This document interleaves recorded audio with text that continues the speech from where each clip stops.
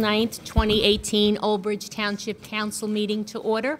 Please rise. We'll salute the flag. We'll stand for a moment of silence and a prayer. I pledge allegiance to the flag of the United States of America and to the republic for which it stands, one nation, under God, indivisible, with liberty and justice for all. Thank you. As customary in this chamber, we stand for a moment of silence for all of those who are fighting for our freedoms, both here and abroad, for our first responders, and for those who have made the ultimate sacrifice. A moment of silence, please.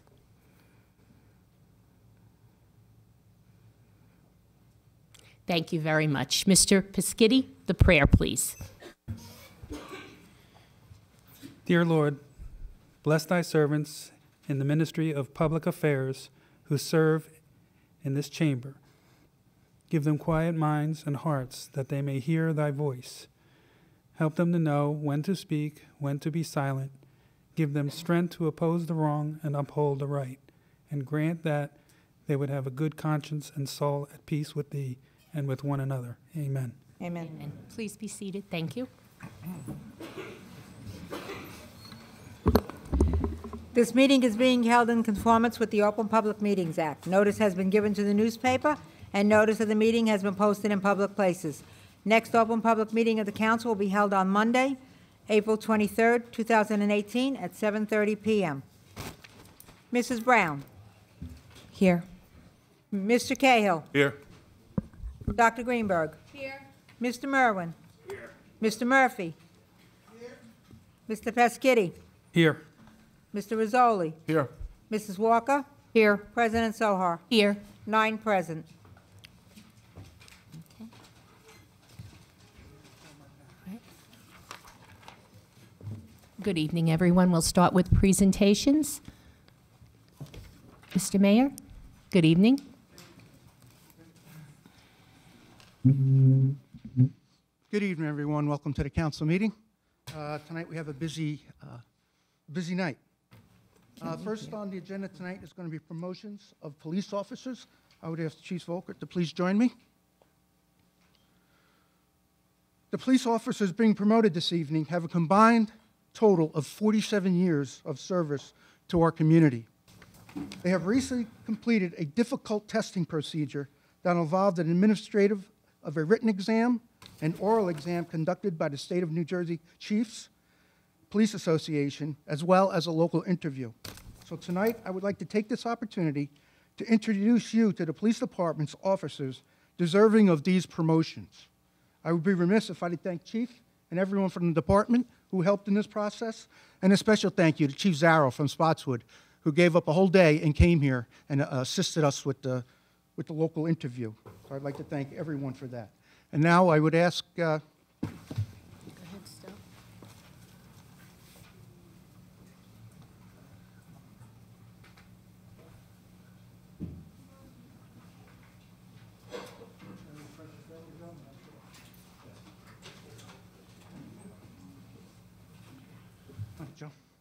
congratulations. Our first officer being promoted tonight is Joe Goujon. Took the oath of office with the Old Bridge Police Department in 2000. He began his law enforcement career with the department as a patrol officer. In 2007, Officer Goujon was transferred to the Detective Bureau. During his career with the Detective Bureau, Joseph served with the Middlesex County Prosecutor's Office Task Force. Joe had an honor of receiving a General Assembly citation from the 13th New Jersey Legislative District in recognition of his service to the community. He has received numerous departmental awards, including Meritorious Service Award, Life Saving Award, as well as an Outstanding Commitment and Service Award from MAD. On March 29, 2018, he was appointed as acting sergeant. Joe and his wife Heather are raising 2 handsome sons, Keegan and Grady. It is my pleasure tonight to promote Acting Sergeant Joseph Goujon to the rank of sergeant within the Old Bridge Police Department.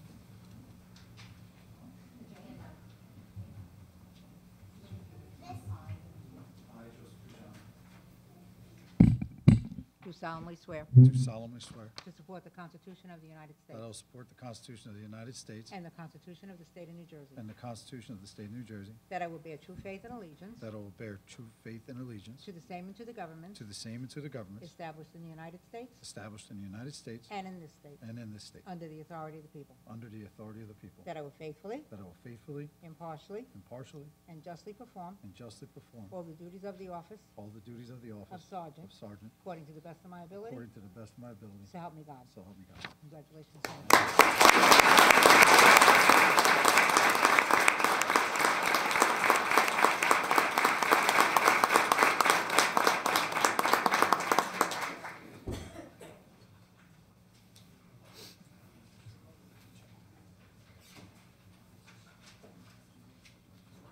They're cute, they're little cookie cutters.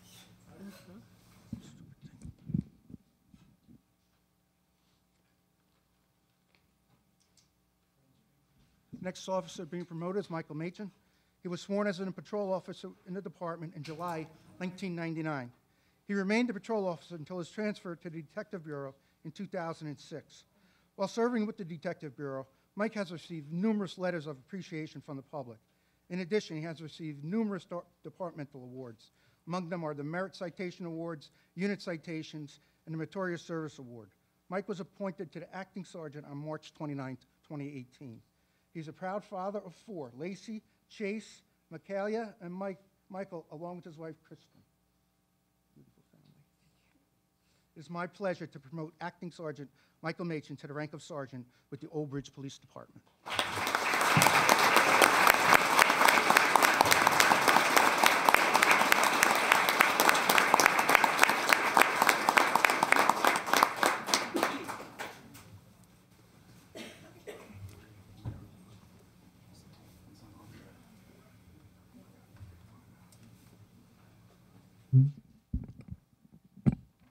I, and your name, I, Michael Machin, do solemnly swear do solemnly swear to support the Constitution of the United States to support the Constitution of the United States and the Constitution of the State of New Jersey, and the Constitution of the State of New Jersey, that I will bear true faith and allegiance that I will bear true faith and allegiance to the same and to the governments to the same and to the governments established in the United States established in the United States and in this state, and in this state, under the authority of the people, under the authority of the people, that I will faithfully, that I will faithfully, impartially, impartially, and justly perform and justly perform all the duties of the office all the duties of the of office sergeant of sergeant according to the best of my ability, according to the best of my ability. so help me God. So help me God.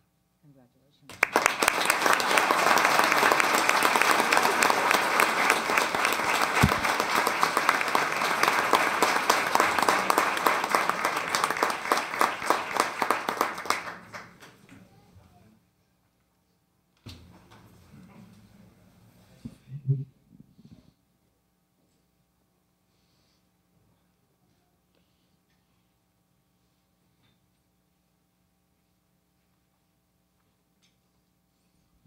Our next officer is Herbert Doctors. Herb was sworn in as a police officer with the department in December 2005. He served as a patrol officer until his transfer to police administration in February of 2016. Herb holds a Bachelor degree of Arts as well as a Master's of Arts in Criminal Justice from John Jay College. Herb was the first drug recognition expert for the department and the first DRE instructor. In 2012, he was second in the state of New Jersey with 68 DWI arrests. Herb has served the Old Bridge Police Department as a field training officer as well as a fatal crash investigator. He assisted as the accreditation manager in the process of reaccreditation for the police department in 2017. In May of 2017, Herb was appointed as a detective. In his spare time, he's a coach for the Old Bridge Junior Knights hockey team. He is the proud father of 2 aspiring hockey players, Kenny and Devon. I am proud to honor promoting Herb Doctors to the rank of sergeant.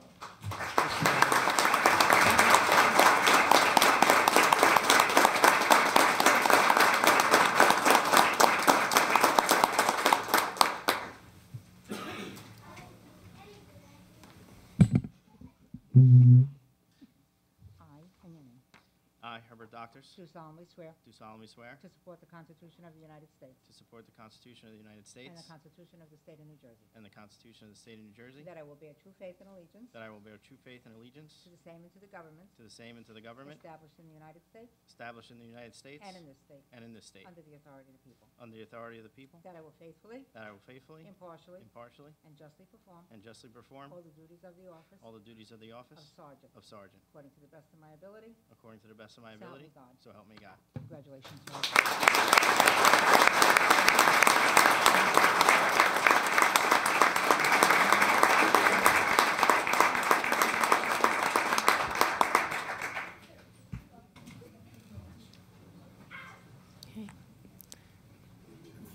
Thank you, Mayor. Congratulations, gentlemen. Well deserved.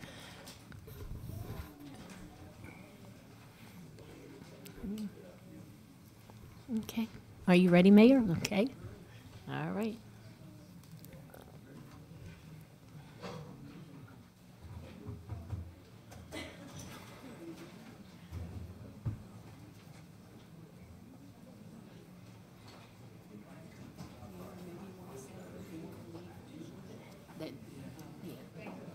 They're going. They're out first. I'm gonna have to go to work.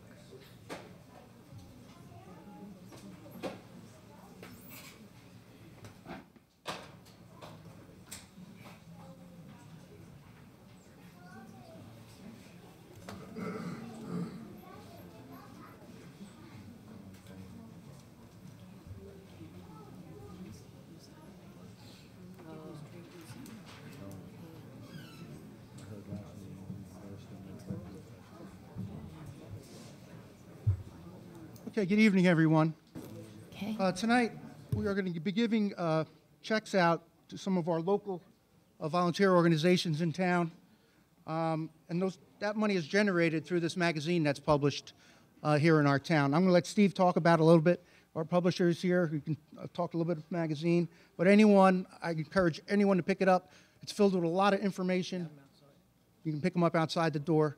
And they're all over the town. You can pick them up at a lot of different locations. So, Steve, please, want to explain a little bit about the program and what we've done? Thank you, Mayor. Thank you, Council.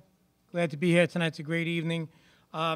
We have Just remind me again. our Old Bridge Magazine, which is a collaboration between the Township, the Mayor's Office of Economic Development, and Town Square Publication.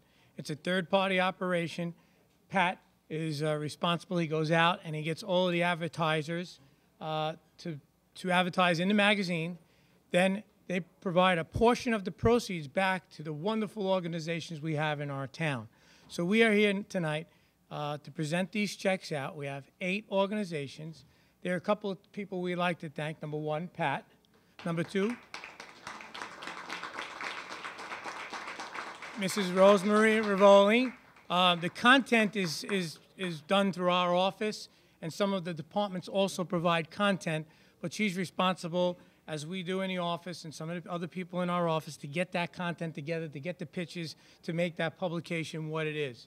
So, and also, the advertisers, we want to thank the advertisers who advertise in here, because those are the dollars that are going to the not-for-profits in our town. So without further ado, Mayor, we had a little change up in plan here. So let's go first to Old Bridge Cert. Come on up.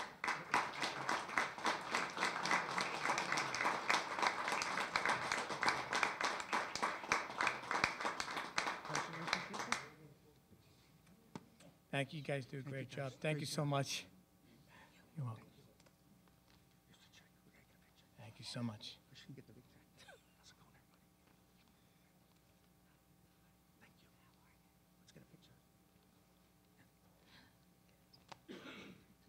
we go.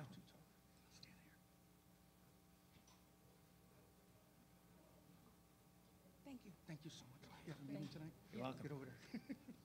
You want to say anything about this? Good? Oh.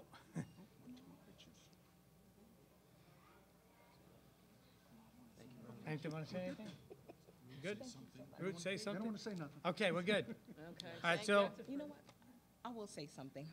I just want to thank my board members for supporting me and supporting CERT, and which in effect support the whole community, because that's what we're here for, is to help our community. And I know every one of us here are very, very dedicated to Old Bridge and to you, Mayor. Thank you. So, thank you again. Thank you. So $500 of the proceeds has gone to CERT. The next organization is a little bit, we have our Old Bridge Business Alliance in town. And the mayor and I, and we've discussed in the administration, are starting a program that's called Investment in Our Youth. It's a program that basically is going to take children who are at risk, or some children who are recovering from addictions, and try to get them to work into the town, into businesses in town. So we went around the town. Businesses are ready and willing to hire people on. So Investment in Our Youth through the Old Bridge Business Alliance will be run through All Around Old Bridge newspaper, and we'll be providing a check to All Around Old Bridge, who will manage the funds for that, of $937.25. So David, come on up and please accept this check. Thanks, David.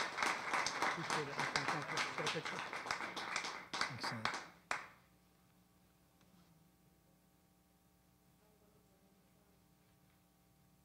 All right. I didn't Good? break the camera. If I didn't break it, you're never going to break it.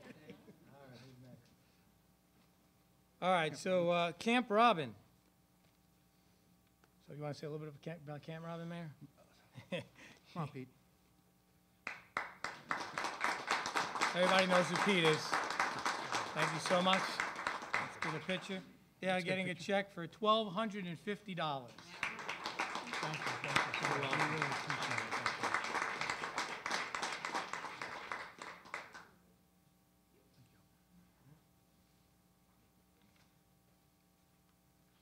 Next up is Families Against Addiction. Maureen, come on up. Thank you, Maureen. Thank you. Thank you. Let's get a picture.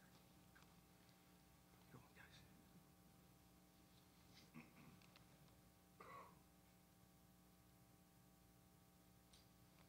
All right. Thank you very Good. much. I really Thank do you. appreciate it. They're getting a check of, I believe it's $500. Okay.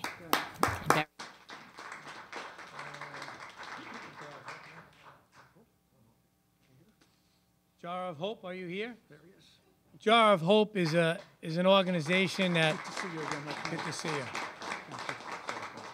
Thank you for coming. Wonderful effort is done through Giuseppe's Pizzeria for this gentleman here, and I got his name on there somewhere. James Raffone. Jim Raffone. It's a wonderful organization, and they will be getting, let's see, $250. Thank you. Great work you did. Whatever next, man.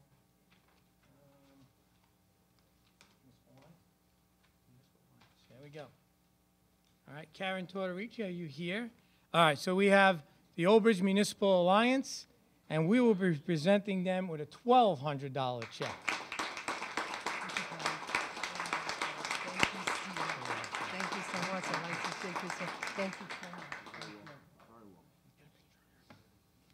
Just got a big check.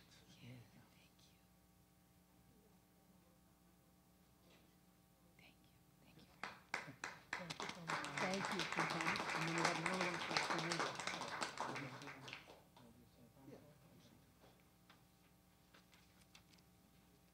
St. Thomas, we have a check for St. Thomas. What are you just going to say? It's the soup kitchen. That's what it is. A $250 check. Thank you, Steve. Thanks, Pat.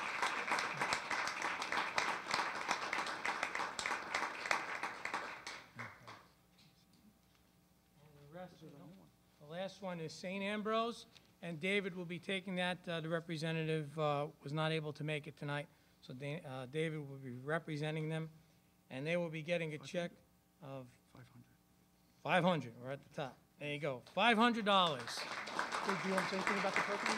Yeah, say a little bit about what it was for. Brand new. Serenity, right? So again, on behalf of St. Ambrose, they apologize for not being able to come. An emergency came out, but this check is going to go to Club Serenity, which is a group that's going to be housed out of St. Ambrose, out of the rectory office, to again provide opportunities for people that are coming out of addiction to reassimilate them back into the community. And it's funds like this that are going to go to impact lives that are right here in Old Bridge. So again, we thank Pat with the publication. It's a great publication. It's done a wonderful job for the businesses as well as allowing people to know what's in the town. It's a great resource directory. And this is going to go to help lives and impact lives, impact the community, as well as the All Around Old Bridge project. You guys have been great, allowing us to really showcase what a wonderful town this is. And I know all the council members up there giving of your time, of your talents. And we're all here to support and just continue to make Old Bridge everything that we know it is and can continue to be. So once again, thank you to Pat, Steve, and Mayor Owen Henry. Thank you.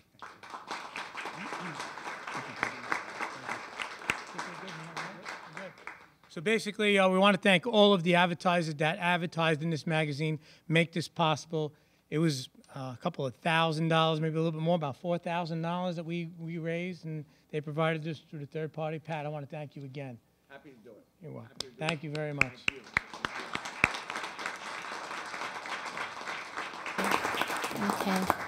Okay. Thank you. Okay, Mayor, next is a proclamation for Volunteer Week. Thank you, Reverend. Again, a lot of reading tonight, but it couldn't be any more fitting than what I'm about to read. A proclamation proclaiming April 15th to the 21st as National Volunteer Week. The strength of Old Bridge lies in the hearts and souls of our citizens. Residents are donating their time and talent to improve lives and strengthening our community. During National Volunteer Week, we recognize and celebrate those who serve a cause greater than themselves. This year's theme, Volunteers Make a Difference Every Day, highlights the role of volunteers in encouraging others to serve. Through the dedicated efforts of our volunteers, we are building a culture of service, responsibility, and compassion, particularly among our young people. Volunteers can make a difference in many ways, by mentoring a child, caring for the ailing and elderly, building a playground, or caring for the environment. These acts of kindness have a profound effect on the people's lives and the future of our community. Volunteers set a fine example for our township, and I encourage all Old Bridge residents to look for a challenge and step forward and lend a hand. Now, therefore, I, Owen Henry, Mayor of Old Bridge Township, the Township Council, Middlesex County, State of New Jersey, do hereby proclaim April 15th through the 21st as 2018 National Volunteer Week, and call upon all citizens to recognize and celebrate the important work that volunteers do every day in our community. I also encourage all those who have not yet answered the call to explore ways to get involved. And there are many ways, as we saw tonight, to get involved in our community. If anyone has any questions, please contact my office, and we will hook you up with the organization that we know that would benefit from your talents. So thank you, everyone. Thank you.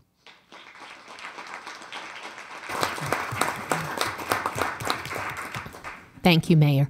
We will now be going into the body of the meeting, so if anyone, you're all welcome to stay, but if anyone at this time would like to leave after the presentations, you may do so, and thank you for coming tonight. I'm going. Not you. Okay. You're right. Okay. Yeah. First thing will be approval of minutes of previous meetings.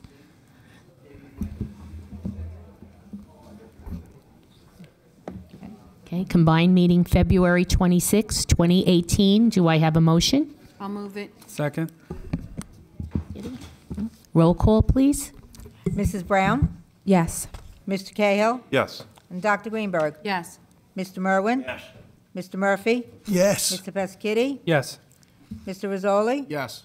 Mrs. Walker? Yes. President Sohar? Yes. 9 yes. Executive minutes February 26, 2018. Do I have a motion? I'll move it. Second. Roll call, please. Mrs. Brown? Yes. Mr. Cahill? Yes. Dr. Greenberg? Yes. Mr. Merwin?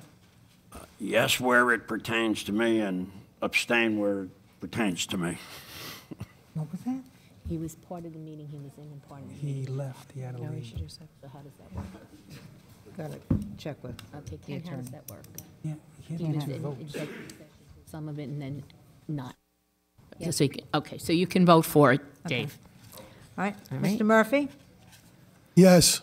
Mr. Peschitti? Yes. Mr. Rizzoli? Yes. Mrs. Walker? Yes. Mrs. Sohar? Yes. Combined meeting, March 5th, 2018. Do I have a motion? Move it. Second. Roll call, please. Mrs. Brown? Yes. Mr. Cahill? Yes. Mr. Greenberg? Yes. Dr. Greenberg, I'm sorry. Mr. Mr. Merwin? Yes. Mr. Murphy? Yes. Mr. Peschitti? Yes. Mr. Rizzoli? Yes. Mrs. Walker? Yes. President Sohar? Yes. 9 yes. Okay, next is the bill listing, Mrs. Walker. Yes, the bill list for April 9, 2018. Accounts payable, April 9, 2018, $13,539,064.26. Do we have a motion? Move it. Second? Second. Roll call, please. Mrs. Brown? Yes. Mr. Cahill? Yes. And Dr. Greenberg? Yes. Mr. Merwin? Yes. Mr. Murphy? Yes. Mr. Peschitti? Yes. Mr. Rizzoli? Yes. Mrs. Walker? Yes. President Sohar? Yes. 9 yes. Payroll, March 29, 2018, $844,508.43. Do I have a motion? Move it. Second. Roll call, please. Mrs. Brown? Yes. Mr. Cahill? Yes. Dr. Greenberg? Yes. Mr. Merwin? Yes. Mr. Murphy? Yes. Mr. Peschitti? Yes. Mr. Rizzoli? Yes. Mrs. Walker? Yes. President Sohar? Yes. 9 yes. Payroll overtime, March 29, 2018, $54,728.78. Mr. Shaw, could we have a breakout of that, please?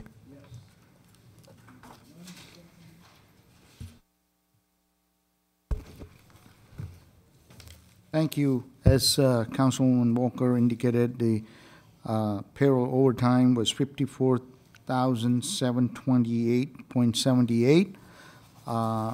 This period overtime represents uptick in our snow removal operations. There was a Public Works Department or snow removal overtime was $15,996.66. Recreation Department overtime was $3,098.23. For the Police Department, the total overtime for the sworn officer was $30,607.88. There was no deduction for the grant. There was when you deduct the ETO of $9,069.16, the net overtime for the Police Department was $21,538.72, representing 490.50 men and women hours. During that period, one lieutenant was still injured on duty. He's returning to work following pay. One sergeant position was not filled during that period. I just want to report to you that we have currently in the process of hiring 5 new police officers. That's my report. Thank you very much, Mr. Shaw. Do I have a motion for the overtime? Move it. Second. Roll call, please. Mrs. Brown? Yes. Mr. Cahill? Yes. Dr. Greenberg? Yes. Mr. Merwin? Yes. Mr. Murphy? Yes. Mr. Peschitti? Yes. Mr. Rizzoli? Yes. Mrs. Walker? Yes. President Sohar? Yes. 9 yes.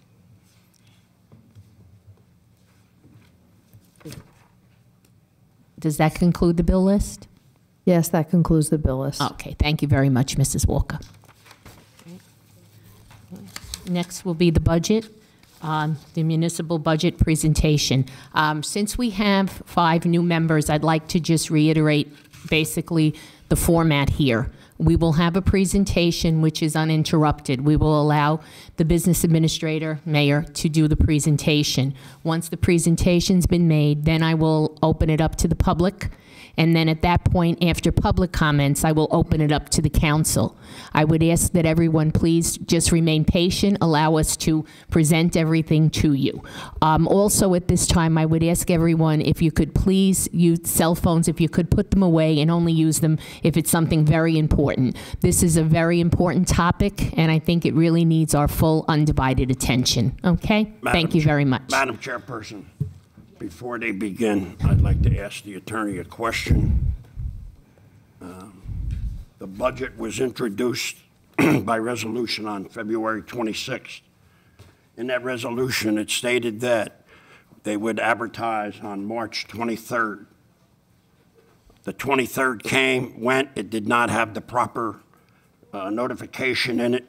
It was a fatal flaw, and it was printed in the newspaper on 3/27, which contradicts the Introduciton resolution, saying that it would be on the 23rd. I believe that to move forward, we would be violating the budget introduction, and that we should postpone that and restart the introduction process and go from there. We already know we have the budget. I just want to make sure that we do it right.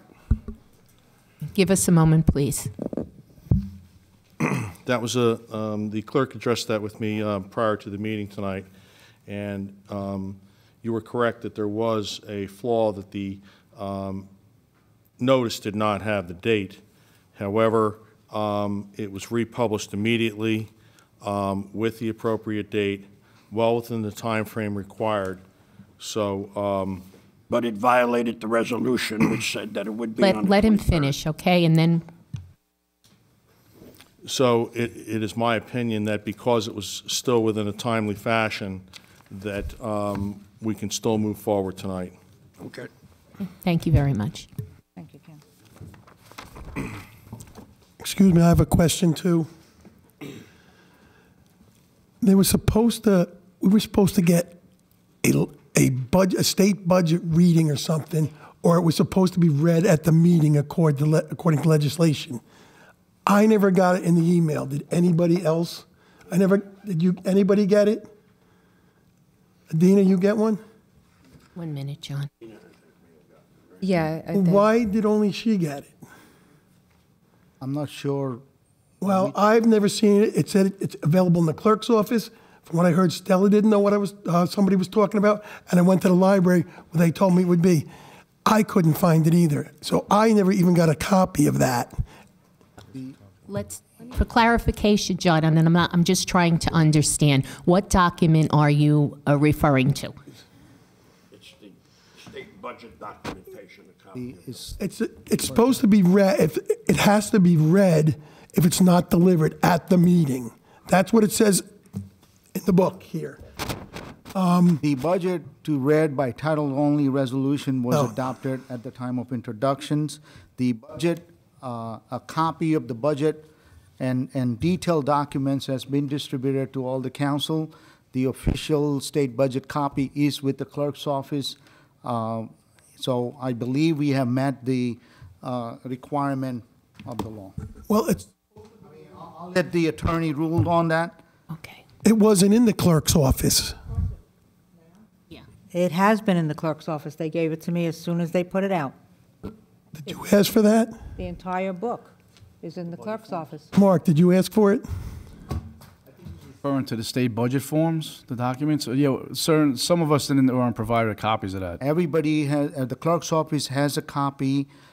We deliver library with the, am I right? The budget book, which is what we require, and that's the process we have followed. The state copies now, the statute has changed. They allow the publication of synopsis, and we provide copy. This budget contains the same information. So the information is available, it's filed with this state. State has reviewed the budget, and as far as I'm concerned, we believe we have met the requirements. Okay. All right. So that we're going to move forward now. Thank you. Okay, thank you. Go ahead. John, we got his blessings. John's blessing, we can go. Everyone, please pay attention. No back conversations. Let's just listen to the presentation. Thank you. Thank you, Council. I can't believe another year has passed, and I'm sitting in front of the Council with another budget.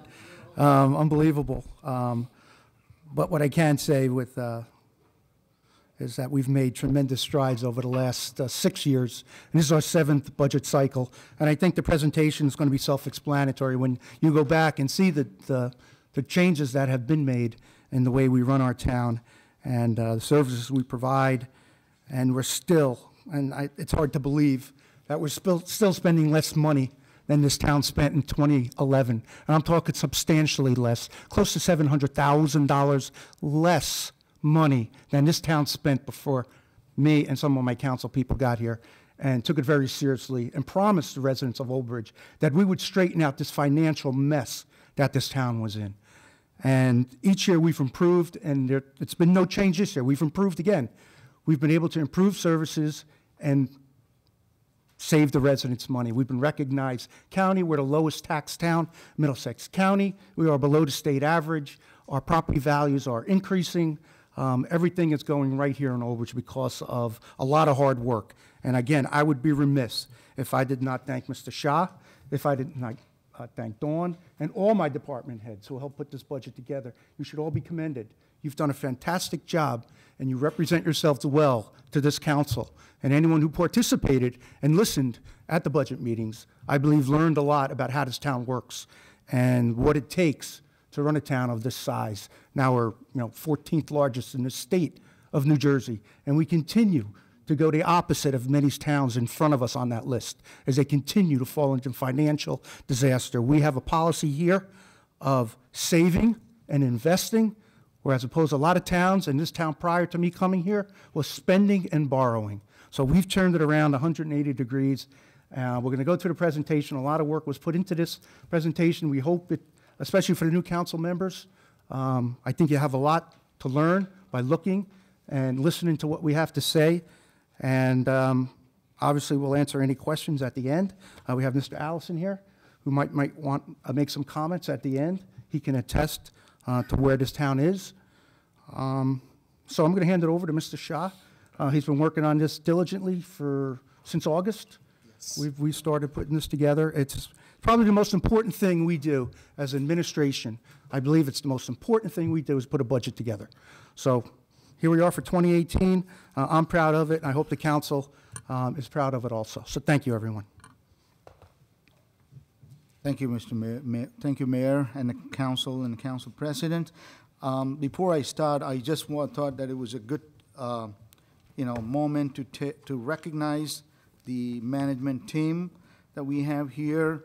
We have Stella Ward, Township Clerk, Matt Mercurio, Director of Parks and Recreation, Kyle Harris, Director of Public Works, Joe Mandola, Captain, and Nicole Shapiro, Director of Community Affairs and Engineer, Dawn Swoboda, our Acting Director of Finance, Tax Collector, Vicky Carey, Administrative Assistant in Finance. He's our residence budget expert, putting together all the details. And Brian Enright couldn't make tonight. He has a surgery, so he couldn't be here. He's our very good tax assessor. Avril Lamage, our HR director, and obviously our auditor Bob Allison is with us, and he provides a lot of guidance to us. To start with budget, 2018 municipal budget overview. The municipal budget represents 20% of the total tax rate and is the only portion of the tax bill the township official can directly control. The 20% covers the majority of municipal services that are provided to the residents of the Township of Old Bridge, including code enforcement, community development, health and senior services, parks and facilities, recreation programs, public safety, and public works. The remaining portion of the tax bill, 80% of the funds, the Old Bridge Public School, Old Bridge Public Library, Middlesex County Government, Middlesex County Open Space Program, and 4 fire districts, Cheesequick, Lawrence Harbor, Madison Park, and South Old Bridge. The next slide is our pie chart representing the 2018 tax rate.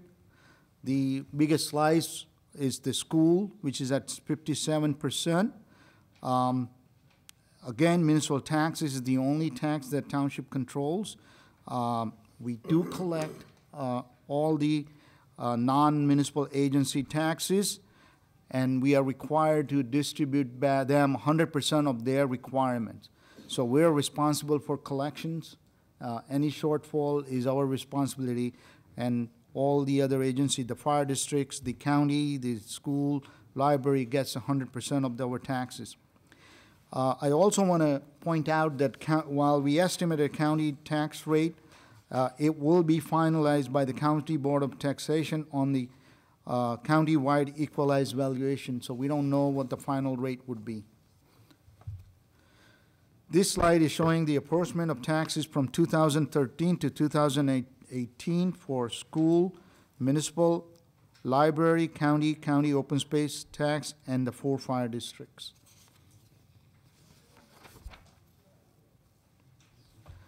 Uh, 2018 municipal budget goals. As every year, municipal maintain or improve core municipal services for the citizen of Old Bridge, minimize tax impact and remain under statutory caps, continue to implement a sound and longer-term financial plan for the township, and you'll hear about that throughout the presentations, and I'm sure our auditor will speak about that. Identify potential area of operational improvements and or cost savings for 2019 and 2020. I also want to talk about one non-financial goals that we have set since last year to this year is to improve the customer service experience for the residents. That's our focus, ongoing focus. 2018 municipal budget process, as Mayor indicated, the process starts in August. A memorandum and a budget guidelines were sent to the department heads. September 2017, when department budget requests were submitted to Finance Department. From October 2017 to January 2018, Township Administration, myself, Mayor, Finance Department met with all the department and reviewed the budget in detail to prepare our recommended budget. On February 9, proposed municipal budget finalized and transmitted to the council. On February 26, 2018, municipal budget was introduced by council. On March 19, Township received the state aid certification. A council budget subcommittee were held on March 14th, March 26th, and March 28th, where we went through the budget line by line and provided detailed information to the council. Tonight is the public hearing and hopefully the adoption of the budget. Please note the statutory deadline set by the state to adopt the budget is April 20. State Division of Local Government Services has reviewed and approved this budget for adoption. 2018 municipal budget summary. The 2018 proposed municipal budget calls for $52,640,794 in expenditures. Revenue includes $6,270,857 in municipal state aid, $1,650,000 in uniform construction and code enforcement fees, $3,146,979 in miscellaneous revenue, $425,000 in municipal court fines and costs, $100,000 in interest on investment and deposit, $125,150 in receipt from delinquent taxes, and $34,172,808 as the amount to be raised by taxation. An anticipation of $6,750,000 from fund balance will be required to bring the 2018 budget into the balance. This leaves $2,862,857 in cash fund balance to help stabilize taxes for 2019. The proposed municipal tax rate is therefore estimated to be 0.979 in 2018, which reflects a tax increase of .008 over 2097 of .971. For an average home in Old Bridge assessed at $154,015, the proposed municipal tax increase would be $13. It would, if you look at it in a daily, it would be about 3.5 cents a day. 2018 library budget summary. The municipal public library expenditure category is included as an appropriation in the municipal budget. However, since 2011, the amount is deducted from municipal tax levy in the calculation of amount to be raised by taxation for municipal purposes. The 2018 minimum state required funding for the Old Bridge Public Library is $2,708,205. The associated tax rate is estimated to be .078 in 2018, which reflects an increase of .006 in tax rate over 2017. For an average home in Old Bridge assessed at $154,015, the municipal library tax increase would be $9 from $111 in 2017 to $120 in 2018. Just want to advise you that the library tax amount is now given to us by the state. There is a formula that calculates under this formula under the statute that calculates the amount for the library, and that's what we anticipate in the budget. 2018 total budget, putting together municipal and library. The total general appropriation for 2018, including municipal library purposes, $55,348,999 compared to $55,169,099 in 2017 budget as modified. This is a total budget appropriation increase of $179,900 or 0.33%. The proposed tax rate for both municipal and municipal library purposes for 2018 is therefore estimated to be 1.057, which reflects a tax increase of 0.014 over 2017 of 1.043. For an average home in Old Bridge assessed at $154,015, the proposed municipal and municipal library tax increase would be $22 from $1,606 in 2017 to $1,628 in 2018. This is the annual budget expenditure comparison slide. This slide breaks down the expenditures between salary and wages, other expenses, and library appropriation from 2013 to 2018. The red bar represents salary and wages, the blue represents other expenses, and the green at the top represents the library appropriation. 2018 expenditures. The salary and wages expenditures category has increased by $763,122 from $21,682,934 in 2017 to $22,446,056 in 2018. In addition to contractual increases, the 2018 budget includes funding for 2 new full-time positions in police department, patrol officers, 1 new full-time position in Division of Data Processing, land administrator, 1 new part-time position in Municipal Alliance, and 2 part-time positions in Police Department for crossing guards. The Municipal Alliance was done because of our shared services agreement with school and hospital to increase the staffing in Municipal Alliance. The other expenses expenditure category has decreased by $1,143,434 from $18,617,935 in 2017 to $17,474,501 in 2018. The major decrease under this expenditure category are group health insurance of $273,027 and state and federal grants of $883,269. The major increase under this expenditure category is police department data processing It's related to the new radio system maintenance contract now kicks in.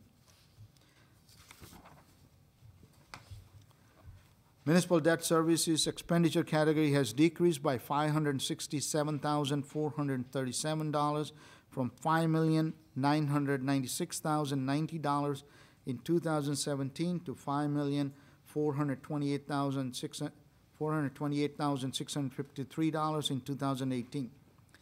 The decrease is a result of managing the annual amortization and lower financing costs due to improved bond rating.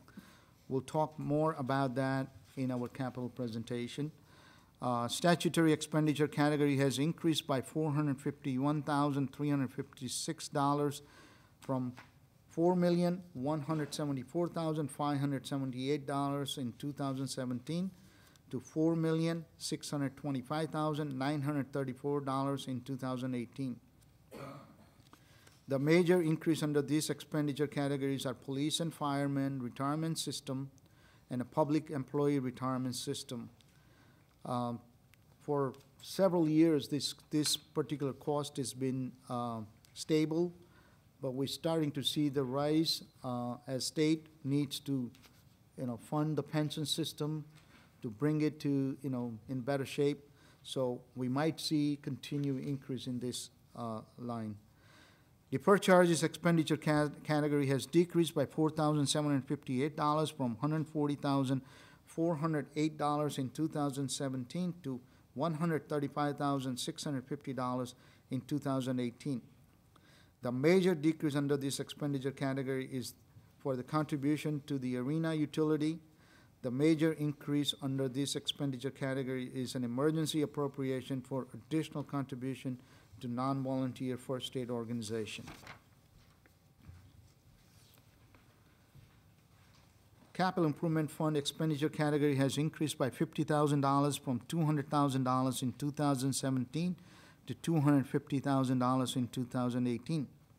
The proposed capital budget for 2018 is $4,853,400 for curbing, drainage, facility, and road improvements and replacement of equipment and vehicle for various departments and divisions, replacement of library HVAC units, and development of Cottrell Farm. Again, we'll discuss more in detail. And the capital, the reason for $50,000, the down payment increase is for the two items in this, HVAC units at the library and development of Cottrell Farms. The reserve for uncollected tax expenditure category has increased by $420,000 from $1,860,000 in 2017 to $2,280,000 in 2018. The statutory non-spending appropriation, this is a statutory non-spending appropriation. It's required by law that we anticipate, and as I said before, that we guarantee 100% collection to all the agency. And that's one of the reasons. It's like a reserve for bad debt in the businesses. The actual tax collection rate for 2017 was 99.66%. The projected tax collection rate for 2018 is 98.66%. Compared to this, in 2016 collection rate was 99.97%, and projected rate was 98.88%. The township suspended the accelerated tax sale in 2017 and will go back to holding a standard tax sale. We believe this is a positive change for residents. The accelerated tax sale started sometimes in 2008. 2008. During the time when we see impact on our collection rate, which has obviously, as you can see, a tremendous impact on our budget. And as a result, the toolbox provided by the state, they call it toolbox, is one of them was accelerated tax sale that was reviewed by the council then, approved, and the state had approved us to conduct. For the last couple of years, we've been monitoring our collection rate to see that we can suspend this this process. And I know you as a council member has heard, we have heard public, because of the difficulty within that statute, which allows no room for errors, mistakes for citizens, They would end up with the penalties, and then, we would have a lot of upset residents. So we've been monitoring that, and the key thing was to see if we get a good collection rate achieved. And we got closer last year, and we had confidence this year. I think we alerted the mayor, we alerted the council earlier, and then we did cancel the accelerated tax sale. The pie chart further drills down the 2018 expenditure. Biggest slice is salary and wages at 40.55%. Obviously, we are the service industry, so that would be our big categories. We have employees and their salaries to cover. Next biggest is the other expenses. And then we always keep an eye on the municipal debt service, which is at 9.81%, which is considered good in a financial community and a rating agency when we are 10% or below. When we start creeping up above, then there is a concern. And we'll talk more about in the capital. This is what Chris used to call Sherwin-Williams paint panel. I'm calling it the Benjamin Moore color wheel. This will be available in detail to review on the website starting tomorrow. The biggest slice obviously is our public safety, which is at almost 25%. Next largest is insurance. That includes the health insurance and also the liability insurance.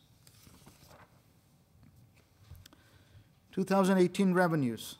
Total municipal revenue, including municipal library tax levy, has increased by $209,900 from $55,139,099 in 2017 to $55,348,999 in 2018.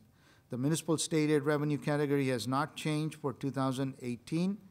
The fund balance revenue category has not changed for 2018. The fund balance reserve has been set at 5.17% of the total municipal budget for 2018 compared to 5.12% in 2017 modified budget. The Uniform Construction and Code fees revenue category has been increased by $100,000 from $1,550,000 in 2017 to $1,650,000 for 2018. The municipal court fines and cost revenue category has not changed for 2018. The interest on investment and deposit revenue category has been increased by $20,000 from $80,000 in 2017 to $100,000 in 2018.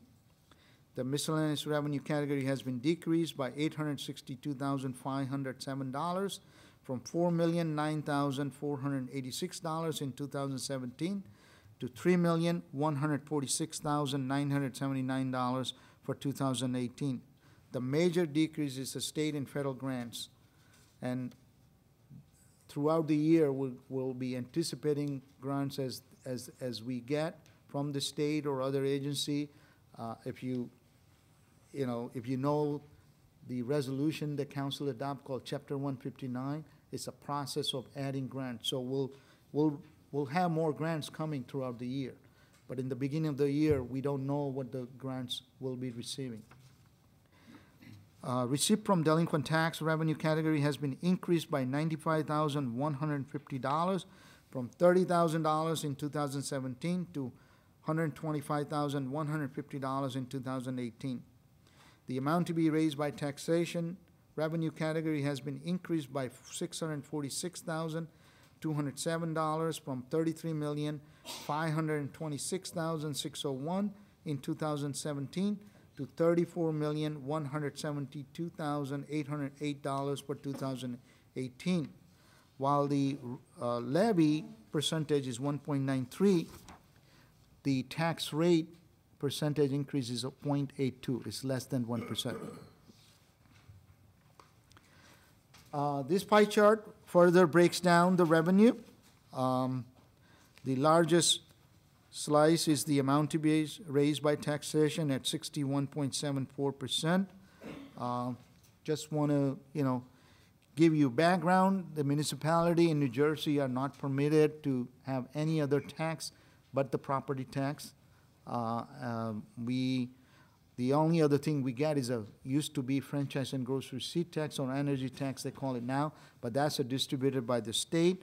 Municipality is not permitted to enter into businesses and conduct businesses and commerce to generate revenue. So only revenue that we're permitted in the statute is the property tax. The second largest category is the fund balance, which softens the impact, obviously, and it's a complex revenue item that we'll talk about more in detail. And the third largest is state aid at 11.33%, and we'll talk about that coming along. Further drilling down the revenue, municipal state aid from 2013 to 2018 is a flat for all 5 years or 6 years. In fact, the revenue is flat since 2011, but it's down by $2.5 million from 2008. The state is not sharing, providing a proper share of our income that we should get. I think we should get at least another $3.5 million more. Fund balance, also known as surplus, and this was one of the hot topic in 2012, and so we have a 2-slide try to explain this thing. As a part of long-term finance and planning, we have kept it the same this year. Generally, we look at our revenue and fund balance position. In 2017, our regeneration was a flat, and so we propose in 2018 as flat anticipation. Prior to that, in 2012, 2013, we had a $6.2 million.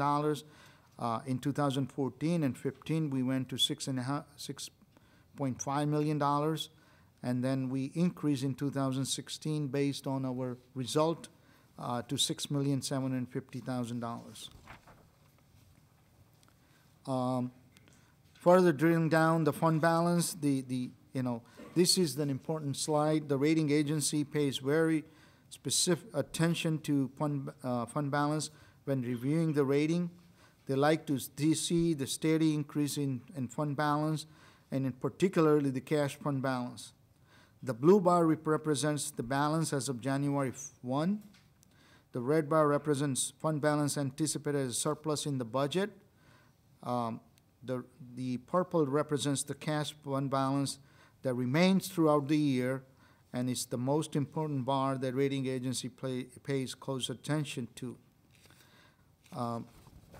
Fund balance to budget ratio in 2013 was 13.67%. Fund balance to budget ratio in 2018, 17.37%, which is obviously a good thing for the township.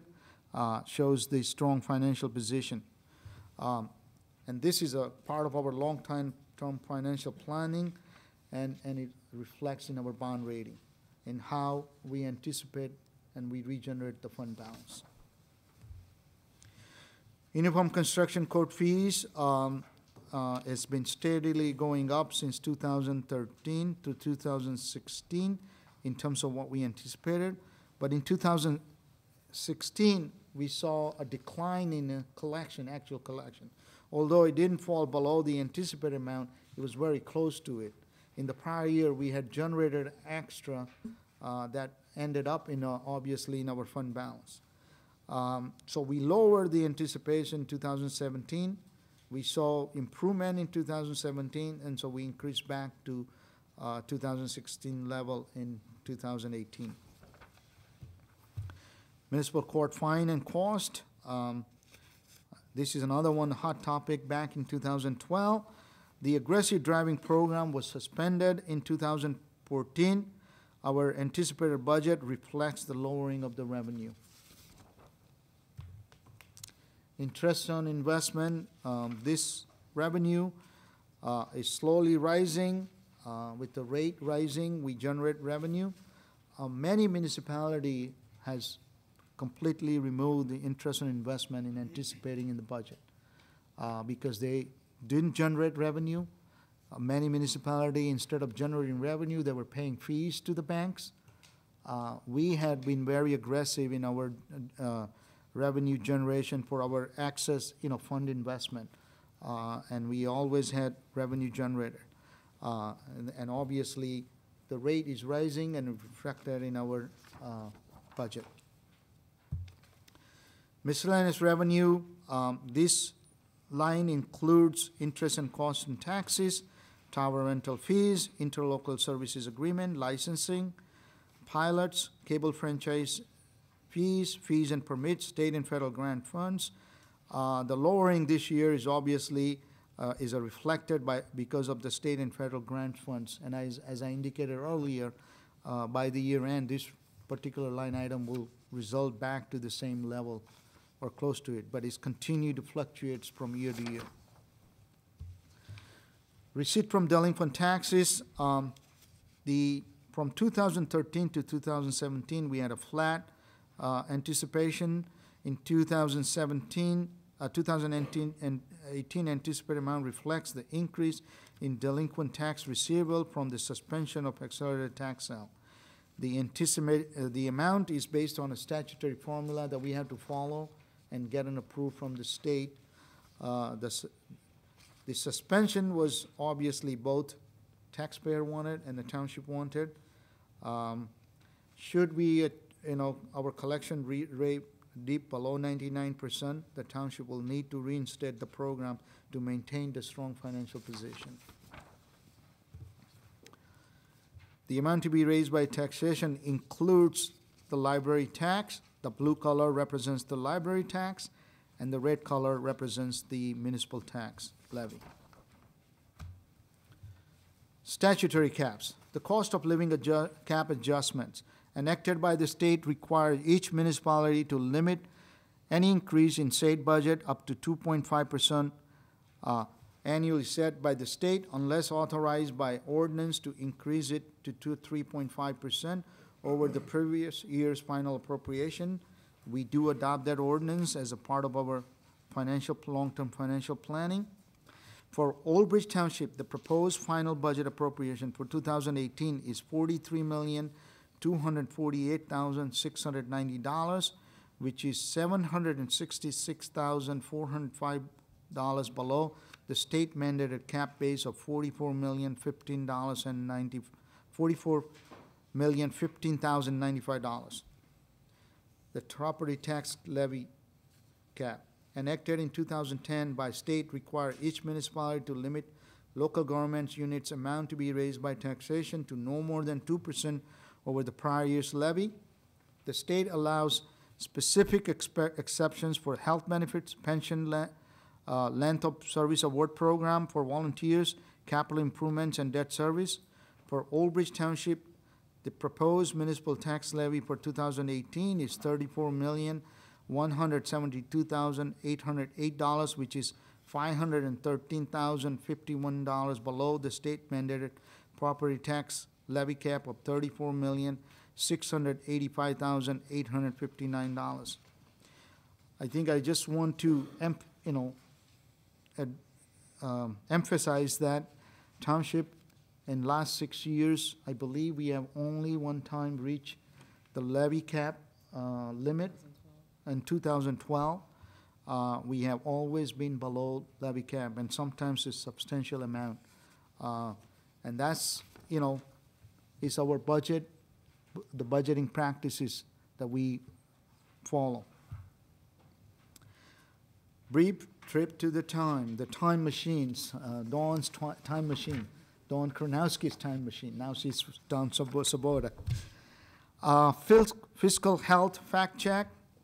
Total appropriation for 2018 are lower than total appropriation for 2011 by $698,314 or 1.25%, from $55,348,999 in 2018 versus $56,047,313 in 2011.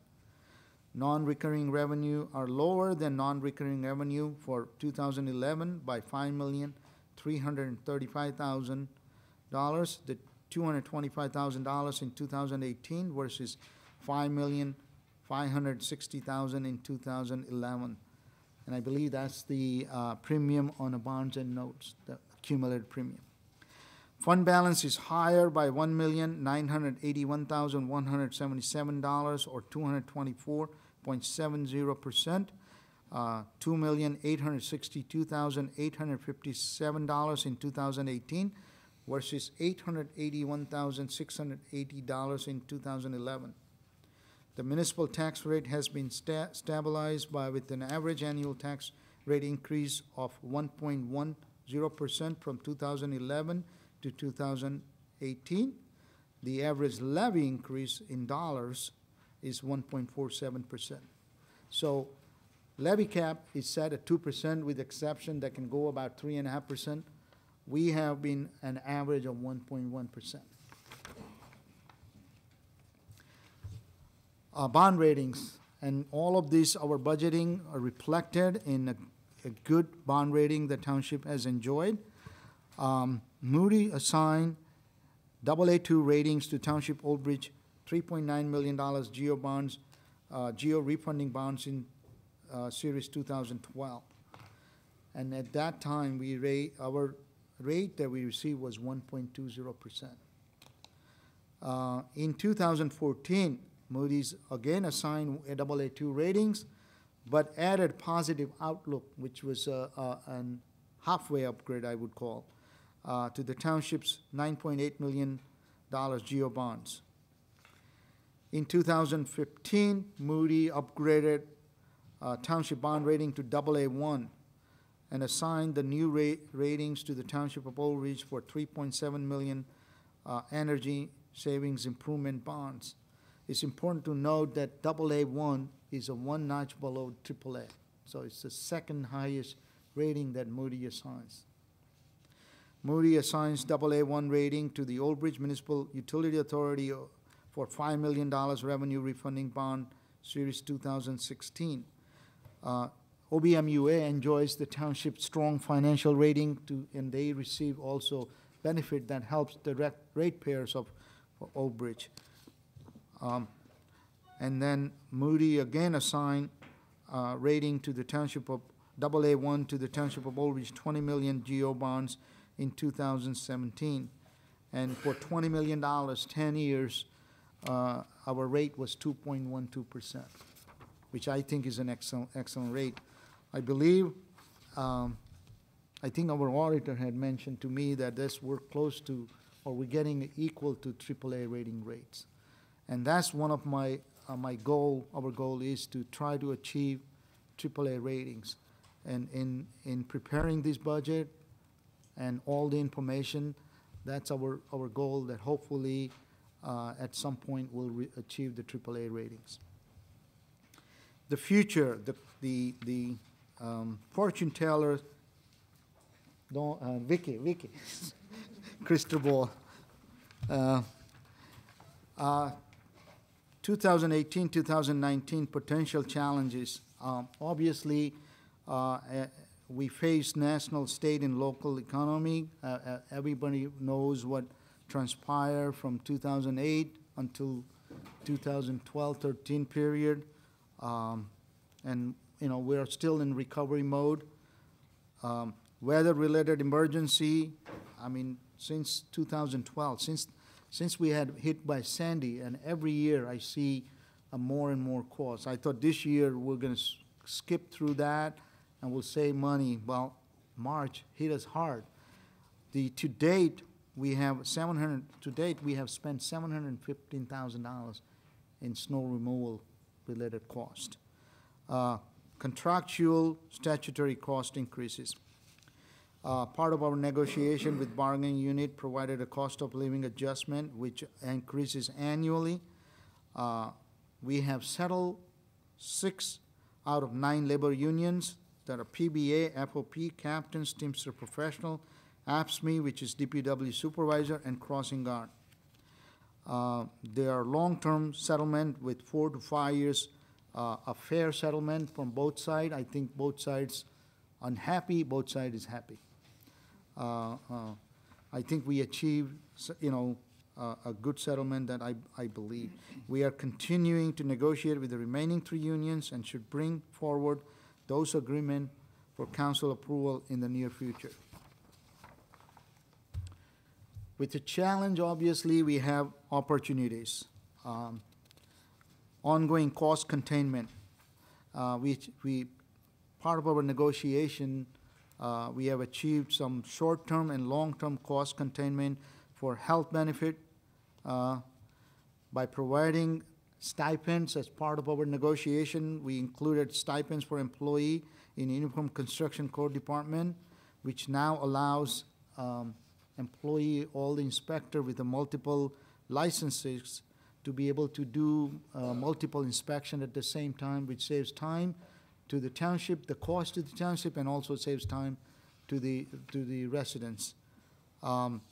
Also included in those agreements, and we have proposed employees to obtain licenses for a lot of services that we currently outsource. By employee achieving license and providing them stipend, we save money with outsourced services. Competitive contracting for services by using reverse auctions, we're able to get the best price on energy, and we were able to save significant costs to the residents through an energy aggregation auction. We use reverse auctions for our long-term bond sale also. Last 2 bond sales conducted were using reverse auctions, which allowed nationwide investors to participate and help us, that helps reduce the rate.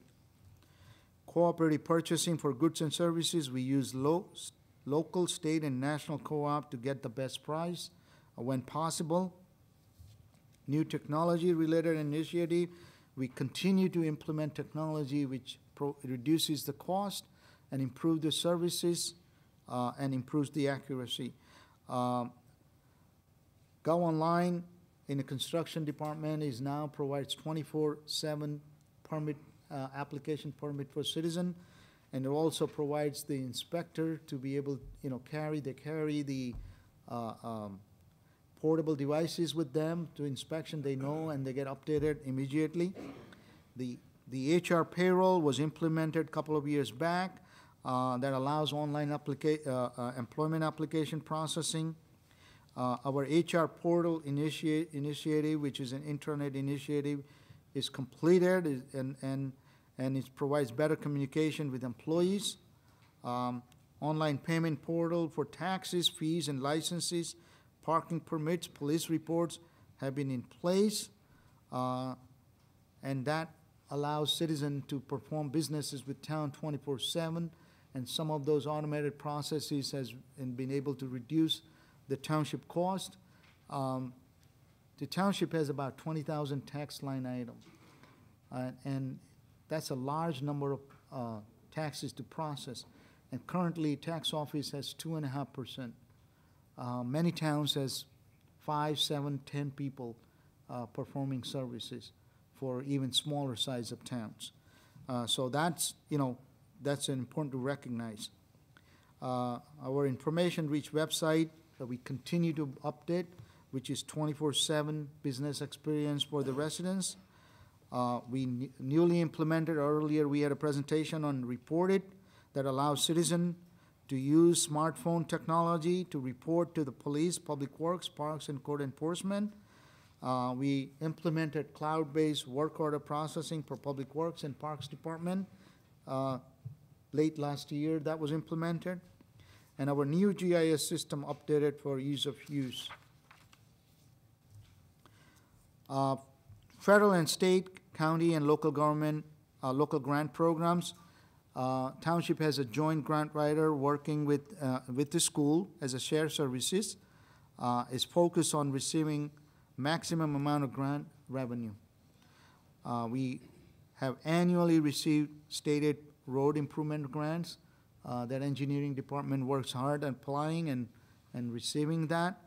CDBG grants that we get annually from, through HUD. We only annually receive various public safety-related grants as well as recycling-related grants. Additional and/or enhanced shared services with the Old Bridge Public Library, Old Bridge Public Schools, Middlesex County Government, Hackensack Meridian, Raritan Bay Hospital, and/or neighboring municipality. We have shared services with the Sayreville for technology. We have shared services with the county for recycling program and health services that's been in place for years. Shared services with Board of Education for Social Security, before and after daycare program, and grant writer. We recently have another shared service with school and OBMUA for Nixle notification system that we just started. We have with Woodbridge Township, last year we have shared services agreement for opioid recovery program. And with Municipal Alliance for opioid awareness with school and hospital. I think many of you attended a recent seminar that was held at a hospital on awareness. And that's a unique that we have a private business also a partner in that.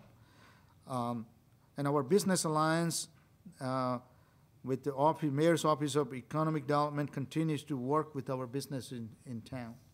And you saw today presentations of the revenue that we distributed to various businesses or various nonprofit organizations. I think that completes my presentation. Our auditor Bob, Mayor, myself, and our staff and Dawn are here to answer any questions. Okay. Thank you very much, Mr. Shaw. That was a very thorough presentation. And thank all, as he said, the department heads, everyone who had input into this long process. Thank you once again for being so thorough. At this point now, I would like to open it up to the public. If anyone from the public would like to come up and ask any questions about the budget. Okay. Seeing no hands, I will close the public portion, and now I will go to council. Would anyone have questions for Mr. Shaw? Mr. Murphy? It's actually not on the budget, well, it is. Statements I'd like to make, a couple questions. Mr. Murphy, could you use your microphone, please? Oh, I'm sorry, I thought it was on. That's okay, thank you. It's not about the budget as a whole. It's some statements and a question I'd like to ask. Well, the first one, Mr. Attorney, who's doing it today? Oh, okay. Am I allowed to talk about salaries? As we spoke earlier, if you have a question about a line item, you're welcome to ask about that, but you can't speak about individuals associated with those titles, so. This is strictly numbers, yes, but nothing to do with the persons. There's a vacancy on page 2 of 41.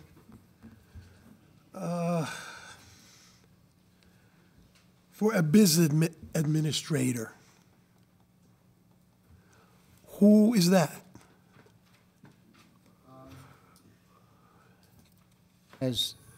When we prepare these budget documents, there was a vacancy for the business administrator's position when Mr. Marion left. I was working as an acting business administrator throughout this process. Well, now I am the business administrator as appointed by mayor and approved by the council. So now I am the business administrator. Oh, that's your salary. Right.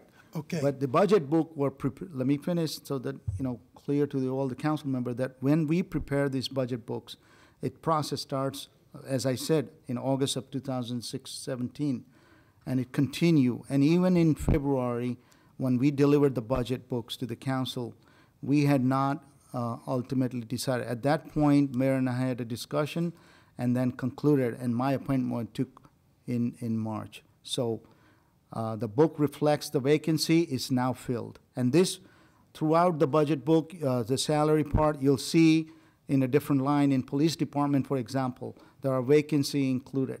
And now they're going to be filled with the hiring of police officers. Okay. On page 11 41. It talks about a director of finance, an amount of $149,665. Who is that?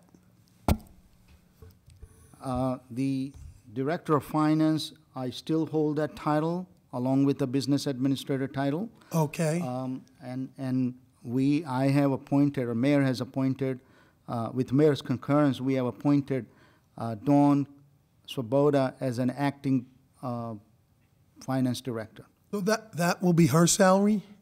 Her salary will be finalized at some point after the budget's adoption. Since I hold the title, she will remain in acting capacity until until Mayor decides to appoint her, or I might go back and become a Finance Director, and you'll hire the Business Administrator. Okay, I've worked on many budgets. All I want is everybody's name and how much they're making. That should be available. It's not. He's making two different salaries. I am not making two different salary. I'm not taking salary as a Director of Finance. I'm taking salary of the Business Administrator, which is approved by the ordinance. The 2018 salary, ultimately, the council will approve by the ordinance. Okay, but where is the finance salary going to then? That's under your name. Yes, the salary will remain in the budget. I will be not drawing on that salary. I will be drawing salary as a business administrator. And this amount will remain in the budget, and it will be, will become reserved next year, and at the end of year lapse, or we may consider transfer for something like emergency. Earlier I mentioned that we had, we're already exceeded the amount that we had budgeted for snow. And November and December, we could have snow, and we may need transfer, and we may need transfer in other areas. So the balance, any unexpended funds will be used for transfer, or it will be lapsed. Okay, I understand that. Why wasn't it adjusted in here to say that? Why doesn't it have your name and the salary? You're the only one that doesn't have a salary associated with their name. That makes sense. The backup is horrible. It really is. I don't know, Mr. Murphy. One day you tell me this is a great budget. Wait, I didn't say it's not. Next day you tell me it's horrible. I don't know. No, don't try to fool me here. Listen, don't try that. You are. Not seriously not. I want to know why there's all that money in there and assigned to nobody.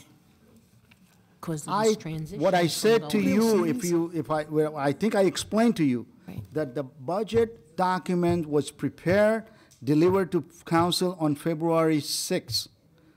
So you can change it. At that time, I was not a business administrator. Why can't we change it now? I have other questions you're going to need to change. So, well, that's one thing I feel that nobody else disagrees with me that has no salary attached to his name. Okay, let's keep on let's keep on topic. You have questions. I'm sure there are other members of the board that have questions. So continue on. One more. I spoke to you today that I got a call from a person in my ward that told me, had asked me if the money for the $45,000 was given back to Red and White. And I checked with him, I checked with you, and you said, no, it's still in the budget. That person was a line officer. He does not have that authority. You have to speak to an administrator officer. They had no authority to tell you that. That never should have been taken away from them. They aren't happy. I mean, what about that? The only thing I can tell you is that captain or the head of the Red and White, first of all, in the township we have a 2 organization now bills to the patients for the services, and they generate revenues. And if you were not part of, I guess, the committee meeting, but some of the committee member can recall during the committee meeting when we started dealing with the the issue that at the meetings, they indicated that they generate sufficient revenue and they do not require, they don't need this funding. This was mentioned back in August of last year. Then in December, the captain, who is supposed to be, who is the head of the organization, That's what he said. That's what he said. I was here at the meeting. right, that they do not need any fundings. He And had based no- on those, But that, well, he didn't have the represented right as a to do captain, that. and he that knows he's a doesn't captain. matter. He's But I understand. So we realized and removed that line item, and that's been known. oh, so you gave him the money back? I didn't give any money back to them. Well, that's what they request. Well, we'll talk. Not give them money unless there's, obviously, unless it's approved by the council. It'll have to be Okay. approved by council. Okay. Okay. Are you through, Mr. Murphy? Are you? Can I make a motion now at this time? We have to, we really go through all the discussion, okay. okay? Let us take each person individually, all right? And we'll continue down, okay? How about? Huh? That's all I have. Now, anyone else down on this side of the dais questions? Brown, no. No. Anyone? No? Okay. How about on this side of the dais? Mr. Piscitti. Since I'm totally new to this process, I have to say that I'm really amazed at what everybody has done in this town. Every department has really done a really good job. And, the mayor and business administrator, great job. I had a lot of questions. Mr. Shaw sat with me and went through everything with me. For every time I asked, he made himself available. And I thought I was going to run into like a brick wall. For all the years I spoke in the public, I just felt like it was going to be difficult. And you made it really easy. And I'm really impressed with the town. The last 6 years have been dramatic improvement. And I remember, we were in really bad shape at one point in this town financially. I mean, we were selling land to meet payroll. It was really bad, I remember. And to see our situation now, I'm really, really impressed. And I just thank everybody for their hard work and efforts. Thank you. Okay. Thank you, Mr. Piscitti. President, Anyone else? Yeah, I just have a comment. I actually, I do understand Councilman Murphy's point on this. I think there is a little bit of a lack of transparency.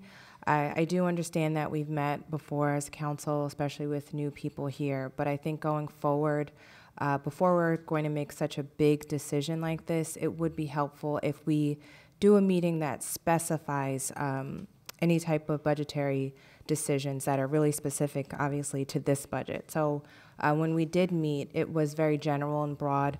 It was someone from Blaustein came, and that was really helpful, but I do agree. There's a little bit of a lack of transparency there. So I just want to make that comment. Mrs. Walker? I totally disagree. I couldn't disagree more. We had budget meetings that everyone could attend, and at that time, you could have asked questions. I was at all those meetings. No questions were asked. And at that time, you could voice your concern that you wanted things to change. Also, when we were given the budget books months ago, at any time, you could have called the business administrator and went in and met with them and discussed it. I think everyone should have their questions answered by tonight. I don't think there should be any shocks or surprises, as the budget was presented to us months ago. I just hate to see party politics come into play here. Years ago, I sat in the audience and I watched what was done to this town. And I saw how land was sold, money was taken from the MUA, and the bond rating was horrible, and it was a mess. And it was a struggle to get back on our feet. And I'm very proud to say where we are today. We've come a long way. Our bond rating has increased tremendously. It's a very good budget. And I want to thank all the staff for all the hard work they've done and what a great job you do on a daily basis. And I really appreciate it. And I'm really proud that the town has turned around so much since I used to sit in the audience. Thank you. Okay, just quickly. Wait, we're not, this is not, I'm not being rude. This Okay. is not a conversation, this is comments, okay? Okay. So just. Well, the comment was made to me, so I just wanted to. Comment that everyone could go to the meeting and say things. Okay, so. Okay. The comments, there's council comments at the end of the. Okay, we'll do that then. Okay. Okay, who's it? I would like to speak. Thank Doc. you. Thank you. This process has been pretty straightforward over the years. The way the budget is presented, the meetings that happen with each budget. And I would have to say that when we go to those meetings, we had this budget book. Not only that, before you went to the meeting, you could ask any questions. They're available. Heads of departments are always available to me. Whenever I call them, they ask me, if I've asked them a question, they explain the process to me. At the budget meetings, they were divided, there were committees. They went over line item by line item. There was transparency there. When you go over line item by line item, there's no mistake of what goes on. I really hate when people think there's always conspiracy. You have to realize, first of all, how much effort and work it takes to go into making a budget. Not only that, how much it costs to run a town and to provide the services that we do, with expenses going up all the time, salaries, pensions, health benefits. We've hired more people. We've automated systems to try and make it user-friendly, better for the township. Not only that, if you looked at this presentation tonight and listened, state aid has been flat. Every dollar that comes into the town, we are the collection agency, but we only get 20 cents of that dollar. And most of it goes to public safety. And there's a reason for that, because that's what we want. We want to live in a town that is safe. And so when you look at the budget that was broken down, we collect the money, but we don't spend it. Now, we'll get it. We've been below cap every year. Every year. We've spent less money, and we have better services. So when you do send in your tax dollars are being used to help you, to provide a better community. You're getting something in return for those tax dollars. Yes, it is true, and it is the formula in this state, unfortunately, the way the Board of Education is funded. So that is a very disconcerting situation, that when their budget goes up, the township, we take the brunt of all the complaints. That's just what happens here. We hear it time and time again. But if you look at what happens for 20 cents out of a dollar, the things that go on in this town, your roads are improved all the time. Before this administration took over, there was not any money into capital projects. We've done a turnaround in this town, and if we're doing it below cap, spending less money, and also have less state aid, I think it's pretty remarkable. And I think it's pretty remarkable that we're looked at as the bellwether, not only of the county, of the state, that we've gotten the bond rating that we have had. So to think that there's not transparency here, that's a slap in the face to every head of the department, every worker in this town that comes to work every day and performs their job with dignity and honor. And I appreciate everything that you do. It is not easy. No one likes to get the tax bill, and no one likes to get it. And I'll tell you, that is why people are fleeing from the state of New Jersey. But we're doing the best that we can with the money that we have. And I feel bad if people don't realize the situation that we're in and trying to do the best that we can. And I'm sure that we are all open for any suggestions that anyone has to make it easier for us. But there's only so much you can get out of everybody.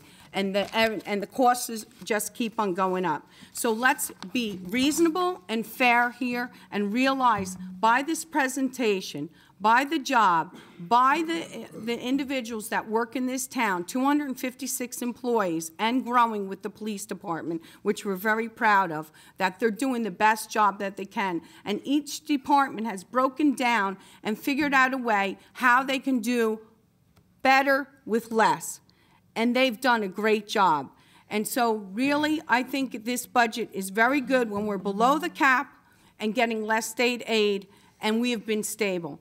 And I don't know where you want to cut, but I didn't hear any cuts from anyone at meetings. So if you want to cut what we're spending, that could have been said. So I thank you for the time that you've given me to speak, and I thank you for all the individuals that put this budget together. Thank you. Okay, I do have a comment. And I do understand this is the comments portion, so I'm going to make a comment. So I just want to say that when we're allowed to make comments, there shouldn't be any disagreement in the way of like an argument, like it looks like we're about to have right now. I understand that what I said was transparency is needed, but that wasn't to negate the fact that people who work here are doing a good job. So I want to make sure that's clear. And you'll speak again. Okay, I just want to make that comment because I don't want us to go back and forth like everyone typically does here. Okay. Thank you. Now, any council have a comment? Yes. Okay. You know, when Mr. Shaw was hired, it was touted that there was going to be this big saving. Yes, my mic is on. That there was going to be this big savings.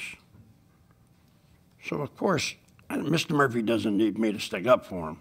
I understand exactly what he's talking about. There's $140,000 in the budget that could be cut because the position is not being filled.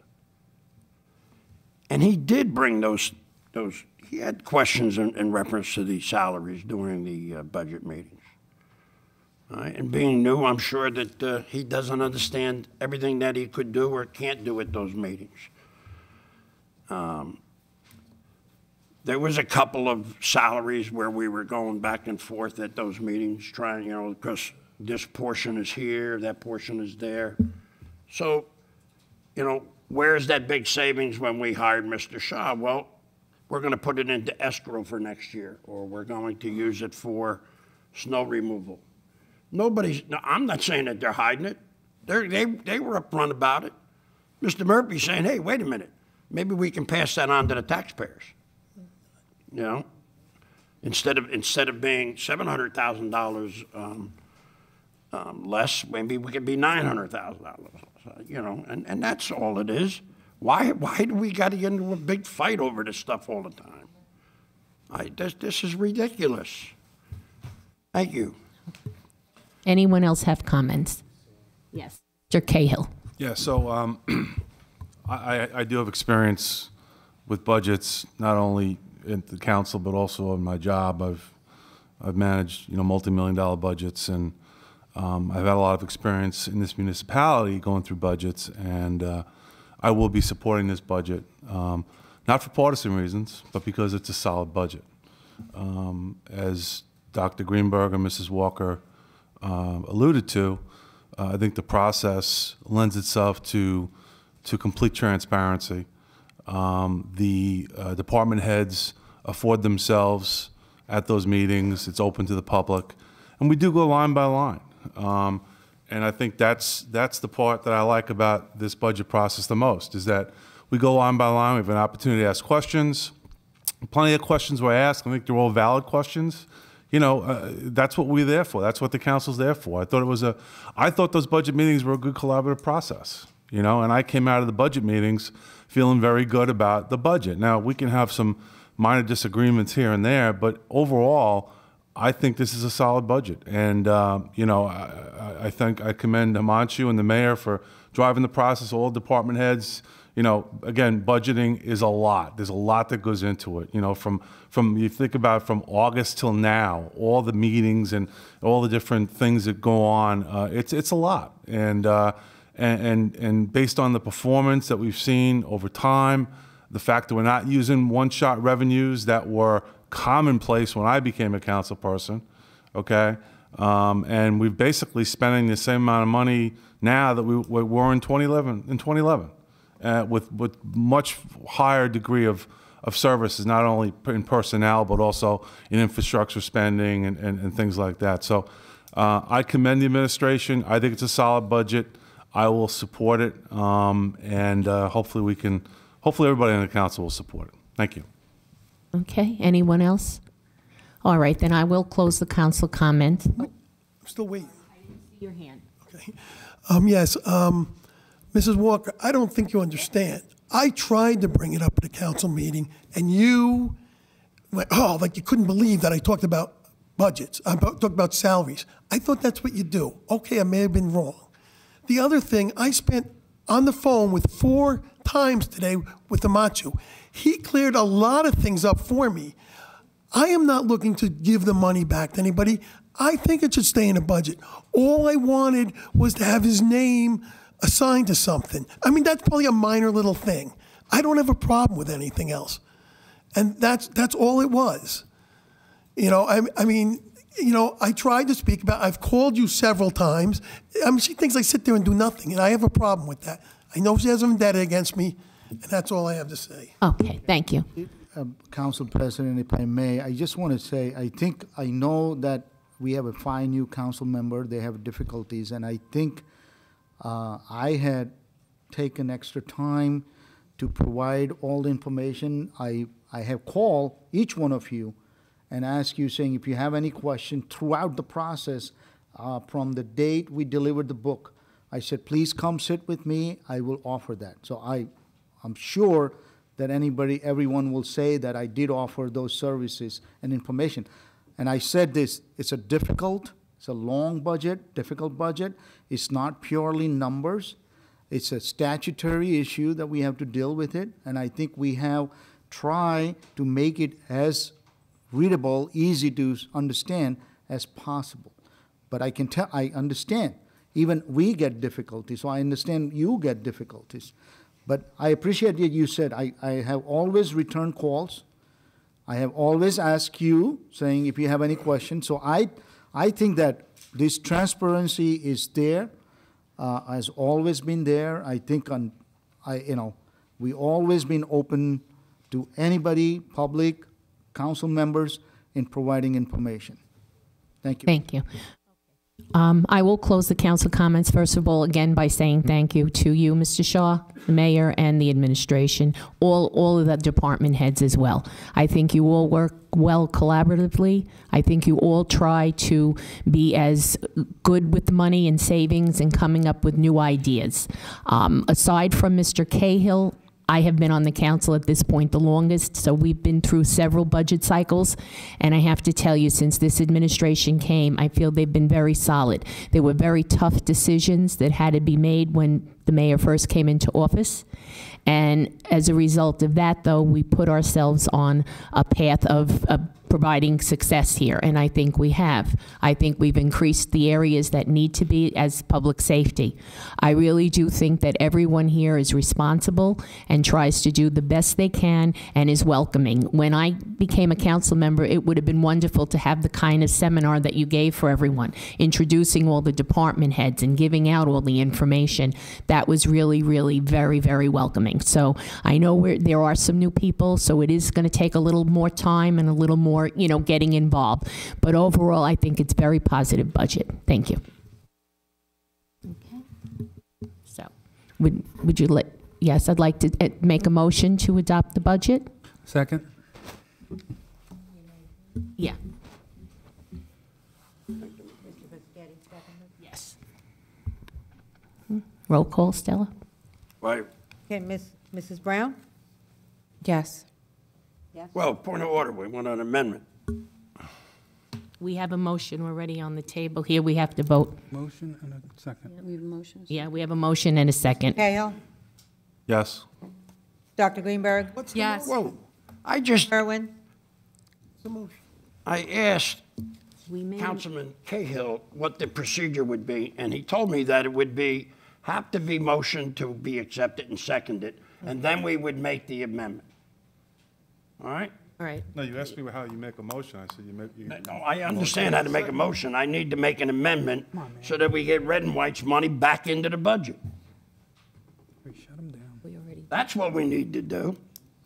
We just passed that volunteer thing, and here the most active volunteer squad in the town is being denied their money.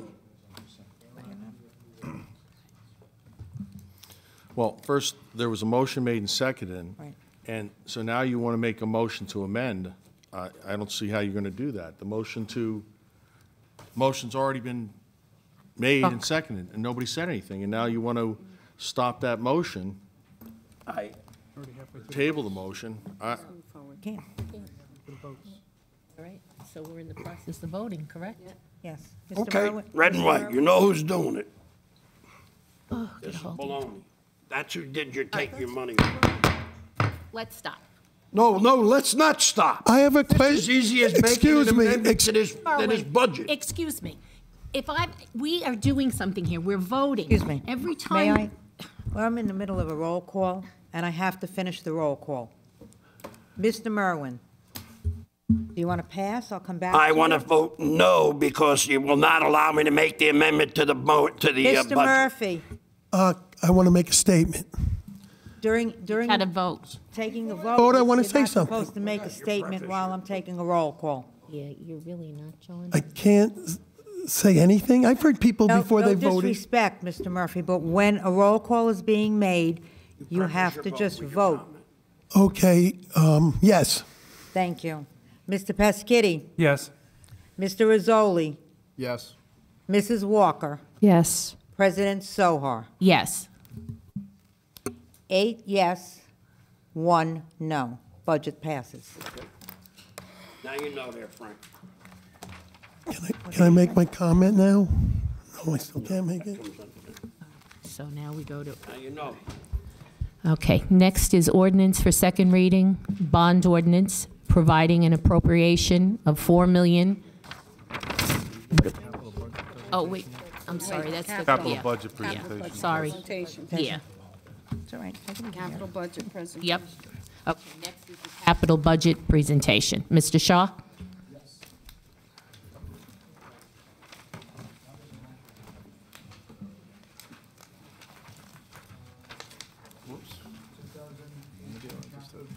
Program, oh, thank you. Yeah, please. Thank you, Council. I'll open this up at a capital improvement. Again, we're very pleased. The amount of money we've invested in this community over the last 6 years. I think Dr. Greenberg had mentioned something in 2011. There was no capital projects done in the township. There was no investments made into our residents. This year in 2018, we're up in the ante. We're going up to 4.8 million. So from 0 to 4.8 million are being invested in the community, and those investments pay dividends. So the capital project, the capital budget program that we have that we're going to present to you is crucial to the residents. It provides them with the improvements in the community that they need and they deserve, their roads, their drainage, the control farm, the special needs adult program coming into town. All the good things that this community has to offer is in our capital improvement program. So I'm pleased to have Mr. Shad take it away. Thank you. Thank you, Mayor. This is general overview. A capital improvement program is multi-year plan and schedule for capital projects. Capital projects have prospective useful life 5 years or more, as described in NJSA 48:2-21. Capital projects may include the acquisition and/or development of land, acquisition of major equipment and personal property, acquisition, construction, improvement, and/or renovation of buildings, roads, utility, and other structures, improvement of public works, and any matter described in NJSA 48:2-22, regardless of the financing source. The annual capital budget is prepared and adopted in conjunction with annual operating budget. Administrative preparation of the annual capital budget includes a thorough review of each department project request in terms of need, justification, scheduling, cost, effects on operating budget, method of financing, impact on municipal debt structure. The capital budget does not directly appropriate funds. The appropriation of fund is made part of the capital improvement section of the budget and or by the adoption of the bond ordinance. Upon completion of project, any unexpended balance are canceled by council resolution. Capital improvement planning and budgeting goals: continue to develop comprehensive 6 years capital program on an annual basis that supports township goals and objective for equipment, facility, infrastructure, and technology. Continue to develop and implement management system for prioritizing, tracking, and reporting on capital projects to ensure timely acquisition and or completion. Maximize utilization of grants to offset capital costs and related debt service. Minimize the property tax impact of the capital projects and related debt service through sound financial planning and balancing debt repayment schedules. We're going to go through the projects that council has authorized from 2013 to 2017 and then go into the 2018 proposed. So in 2013, council authorized $2,960,000 for capital budget. That included for curbing, drainage, equipment, facility improvement, furniture, parks improvement, road improvement, and vehicles. As of today, the current balance for the projects is $331,597.55, and for Section 20 cost, $12,529.32. Tonight's consent agenda includes a resolution canceling some of these balances. For 2013, there are $302,286.87 is proposed for cancellation. And soon this 2013 will be completed. In 2014, the total authorization was $13,877,250. I want to point out to council for the two items that's in here that account for $10 million, and that was the public safety radio communication system for $6 million, an energy savings improvement program for $4 million. Both are near completion and should be concluded this year. For others, there was curbing, drainage, equipment, facility improvements, furniture, master plan, parks improvement, road improvement, and vehicles. Current balance for 2014 capital is $414,762.63 in projects and $222,058.35 for the Section 20. Of we are proposing to cancel $215,839.42. For 2015, council authorized $4,494,000, included curbing, drainage, equipment, facility improvement, master plan, parks improvement, public library. That was the emergency generator that covered. We had a FEMA grant for that. Road improvements, vehicles for various departments. The total balance, current balance for the projects is $889,487.10. For Section 20, $45,591.56. We're proposing to cancel $235,531.27. 2016, total authorized $4,644,500 for curbing, drainage, equipment, facility improvement, parks improvement, road improvement, traffic signal improvement, and vehicles for various departments. 2016 capital budget, the balance, current balance is $815,635 $26,531.84 for projects, $26,531.60 for the Section 20. The proposed cancellation is $65,361.15. 2017 capital, total authorized $4,467,000 for curbing, drainage, equipment, facility, furniture, parks improvement, road improvement, traffic signal, and vehicles. The current balance for 2017 is $1,462,530.77 and $57,051.35 for the Section 20. Proposed cancellation is $213,082.42. That brings to 2018. Total proposed authorized is $4,853,400. Curbing, our annual curb replacement program. Drainage is our annual drainage improvement program. In equipment, we have for MIS, replace disaster recovery system. For our TV studio, we have 2 studio cameras and a production sets. For Parks Department is dustless blasting mobile unit and Bobcat toolcat.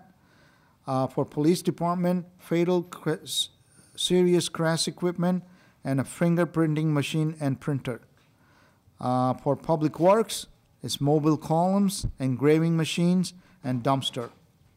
In facility improvement, we have building security improvements, campus security camera upgrades, police woman locker room, replacement of circuit breakers, temperature control packages, window replacement, building department lobby improvement.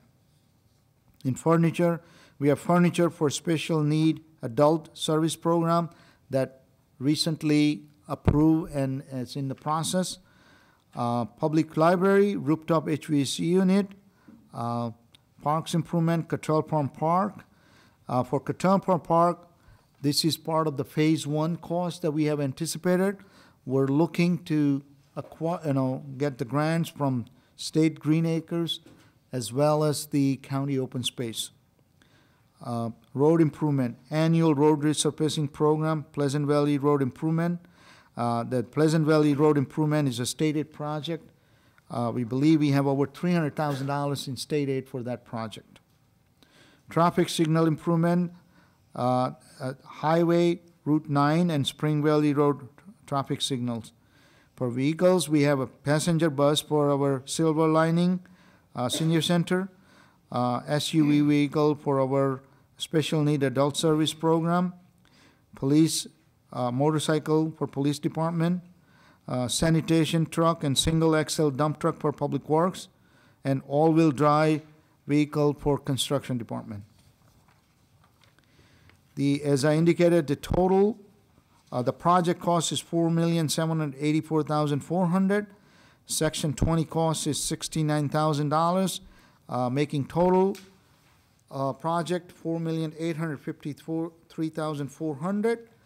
$243,100 is from the down payment that was approved in the budget.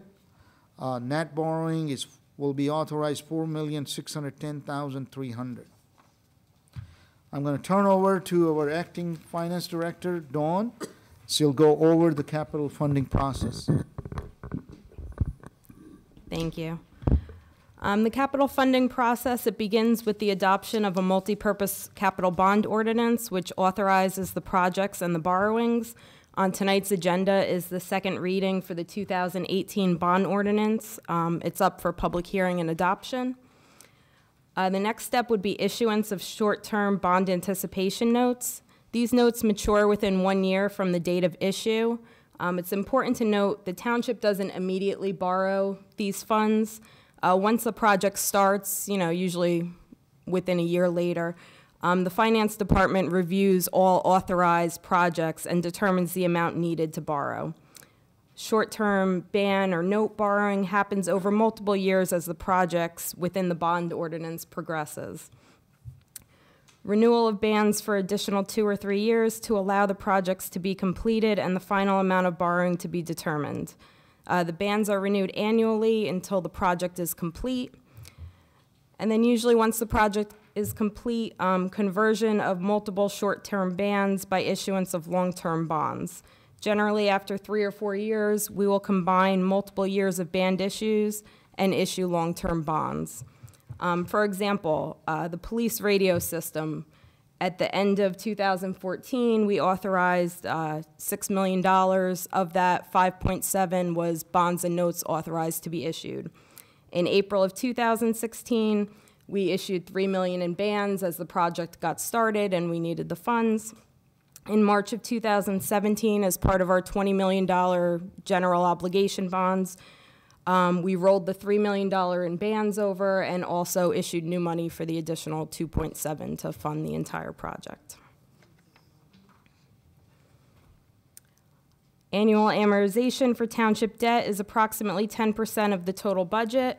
The rating agencies find this percentage to be very reasonable and well managed by the municipality, as reflected in the township's AA1 rating from Moody's Investor Services, which is the second highest rating Moody's assigns. And as Mr. Shaw said, we're always aiming for that AAA rating. The high rating has an impact on the borrowing rate and financing costs, which have also helped reduce the borrowing rate and gives us lower financing costs, which are then passed on to the taxpayers. Our method of amortization has been recognized by the rating agencies, as the next slide will show. This slide depicts our current debt amortization, which is over the next 17 years. The table represents township-issued bonds for General Capital and Arena Utility Fund, Environmental Infrastructure Trust Loan, which was for the Cedar Ridge property acquisition, Green Acres Trust Loan, which was for Gike Park and Rose Farm. It does not include bond anticipation notes or projects authorized but debt not issued. Why the amortization is important, these projects provide a long-term benefit to the town. Improvements done today have a lifespan or a benefit over the next 5, 10, 20 years, depending on the useful life of the project. So the debt costs are paid over that useful life, not to hit the taxpayer, at one time immediately. Also, our policy has always been to not borrow more money than what we retire each year. So as you can note in the amortization schedule, around 2020, we have quite a large drop-off. So there's enough room for additional borrowing. And when we issue new bonds, probably 2019, 2020, we'll look to fill in these later years with new amortization, which minimizes the impact on the total operating budget. So we're always trying to look to stay within that 10% range. This slide, it's just a graphic presentation of the outstanding debt that was on the previous page. And tonight, public hearing and adoption of the bond ordinance of the 2018 is what we're recommending.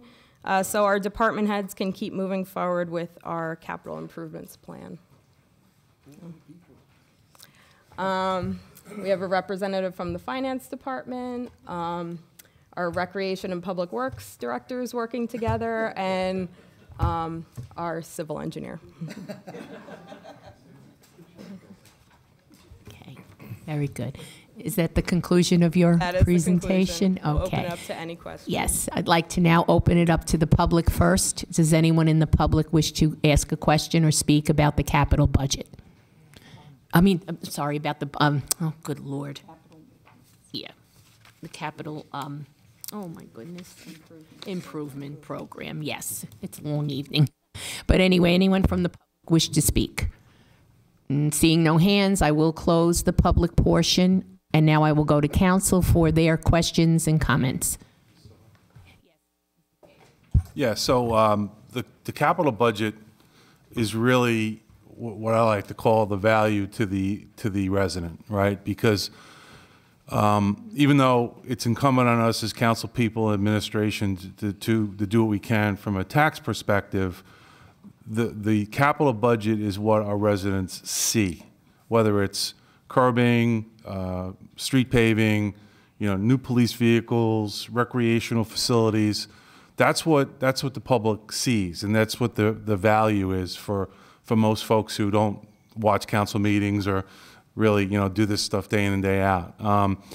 And the reason why we've been able to be so successful recently with our capital improvement programs is because of what we just discussed a little while ago with our capital budget.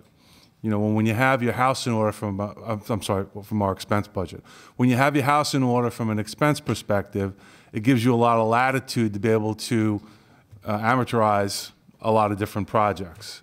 Our acting finance director talked about the bond rate.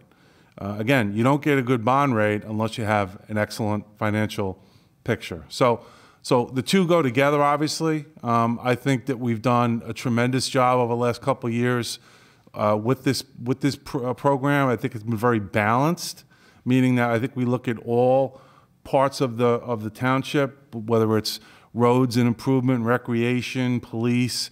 I think everybody's kind of got a piece of the pie, and I know that we do it based on need. Years ago, we used to pave roads based on who knew who. There were some roads that, quite frankly, were paved so many times, I'm surprised they weren't above the curb line. We don't do that anymore. We do it based on need. We have a long-term plan. So I think it's a great plan. I'm happy to see the money we're spending. And again, we can do that based on our good financial standing with our expense budget. So great job to the administration. Obviously, I'm going to be supporting the second reading. Thank you. Thank you. On this side? How about Mrs. Walker? Yeah, I want to concur with Mr. Cahill. I'm very proud that we put money into the capital because there was a time when no money was put in, and I think the residents are starting to see an improvement in the town with the paving, and now we have the machine that is cutting the potholes and fixing them, and we're doing a lot of good things in the town now, and I'm really proud of it, and I'm going to be supporting this as well. Thank you. Mr. Skiddy? Yeah, I too want to kudos to everybody. And Dawn, you answered the question I had for Himanshu today. It's amazing. Good job. Thank you. And I will be supporting it as well. Okay, anyone else? All right. Close the council comments also by saying... It's hard a lot of times, when you want to contain cost. But you have to maintain your infrastructure. You have to maintain the buildings are here. Some buildings are older, and there's always things that need to be done, whether it's upgrade with heating and cooling, furniture, bathrooms, and different things that we've put in place for safety. But there's a cost of maintenance and your upgrades, and it's the same thing with your house. I mean, it's the money pit. It never ends. You do one thing, you just go on to the next thing, and it goes on and on. And a lot of times I know it's frustrating in town when we have 6 wards here, and each ward council person goes out into the ward with the engineering department and tries to identify which roads need to get done, which is the priority on the list.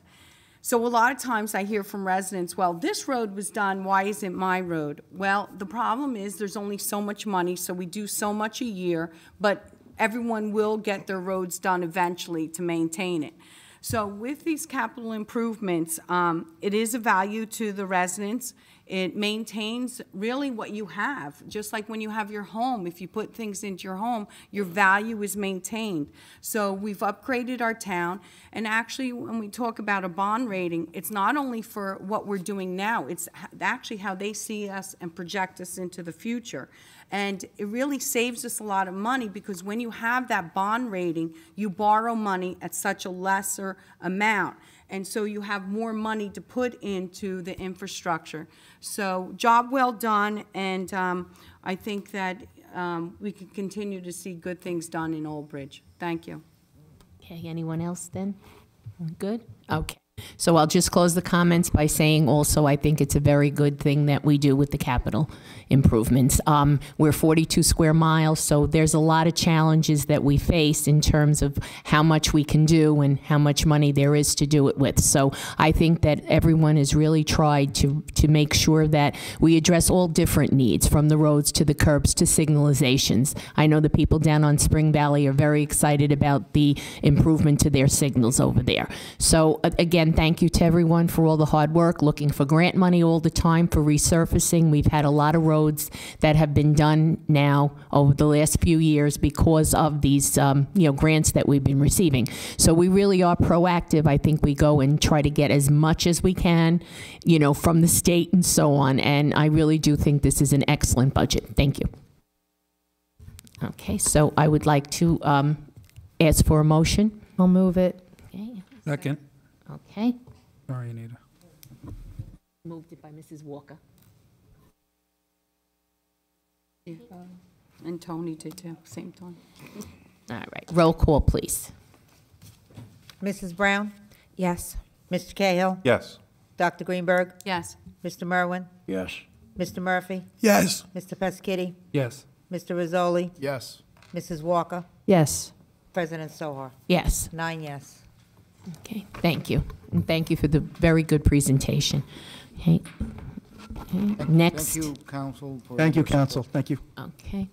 Next is ordinance for second reading, number 2018-04 bond ordinance, providing an appropriation of $4,853,400 for various improvements in and by the Township of Old Bridge in the County of Middlesex, New Jersey, and authorizing the issuance of $4,610,300 bonds or notes for the township for financing part of the appropriation. Move it. So didn't we just vote on that? I was just reiterating it. I was just putting Okay. it out there for the But public. we voted on it, Yes, though. we Okay, voted on it. thank Yes, you. we did, yes. Yeah. That, Thank you. I just wanted to make sure that the Yep, no, public thank knew, you, I appreciate okay? Thank you, Ryan. Okay. All right. So next is public hearing and ordinances for second reading. First one is H1, Release Reduction Performance Guarantee, Brunetti, Glenwood Muse, LLC, Block 9000, Lots 21 and 23, application number 82-01P. Good evening. Good evening. Council President Sohar, this is an application that was in front of our planning board many years ago. It was formerly called Toby Gardens, currently called Glenwood Muse. It is a 38-unit multifamily development that's located on Ellers Lane. There was a previous reduction on their bond in October of 2016. They're looking for a release. On the dais today, I had handed out the letter, recommendation letter from Remington and Vernick, engineers who are our consultants. Yes. Under the direction of Terry Volt, PE, our inspector, George Allen, and Terry are here to answer any questions, but we are recommending release. There was one remaining item that was completed earlier today, and that's why the memos have been issued a little bit late. But if I could just read into the record that the remaining bond since the October 2016 reduction is $293,529.24, and that's for the on-site improvements. And for the off-site, it's $10,822.42. The performance bond for on-site is $264,176.32.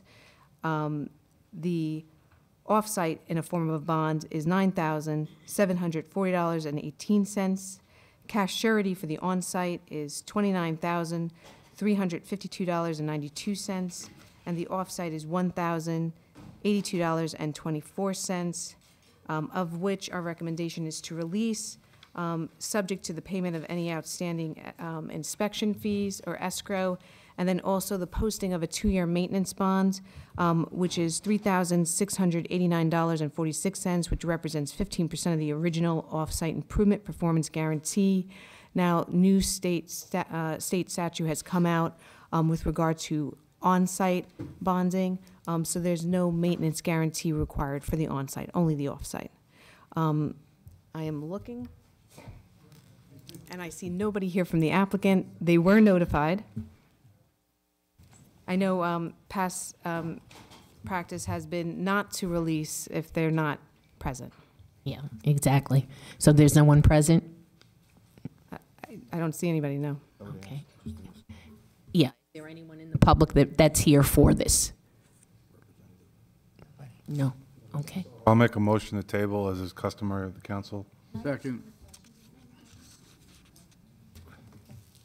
Okay, table. Yeah, All right.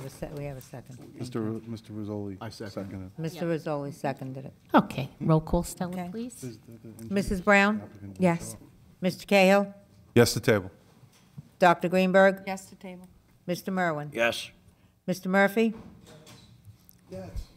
Yes. Kitty? Yes. Mr. Rizzoli? Yes. Mrs. Walker? Yes. President Soha? Yes. 9 yes to table. Okay, thank you very much. Okay, next is H2.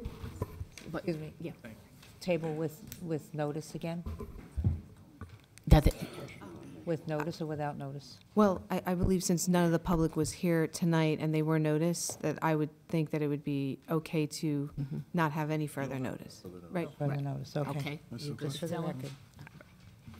Right? Next is H2, Release Reduction Performance Guarantee, OEG Building Materials, Block 3231, Lot 7.12, application number 36-11P. Thank you, Council President. Council, this was another application in front of our planning board. It was actually the extension of a building for OEG's property, which do storage of metal frame products. It's located along State Route 34, just east of Cheesequake Morristown Road. It was really limited amount of bonded improvements. It was pavement area surrounding the exterior of the building. Since our inspectors had gone out based on the request to release, we had noticed that instead of pavement, there was concrete.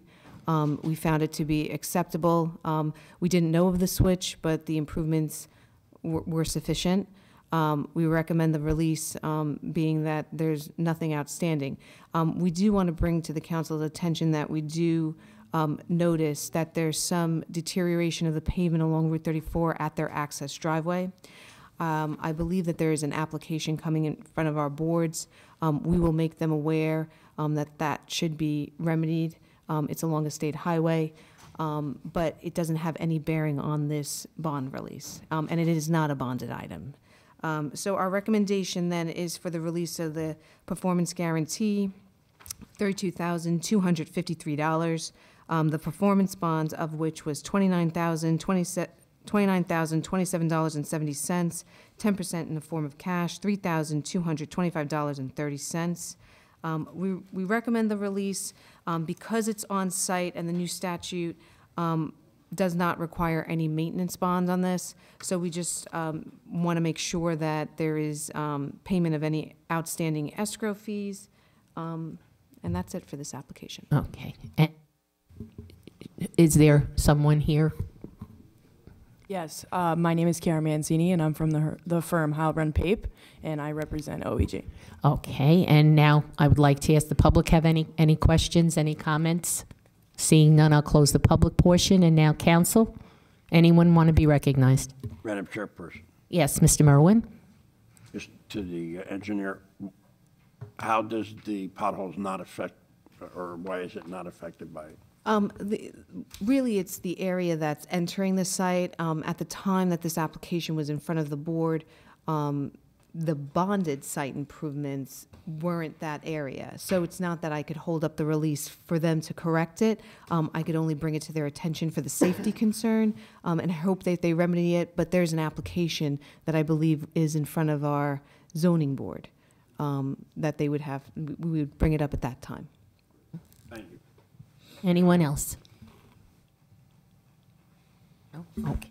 So then do we have a motion for this? Motion. Second.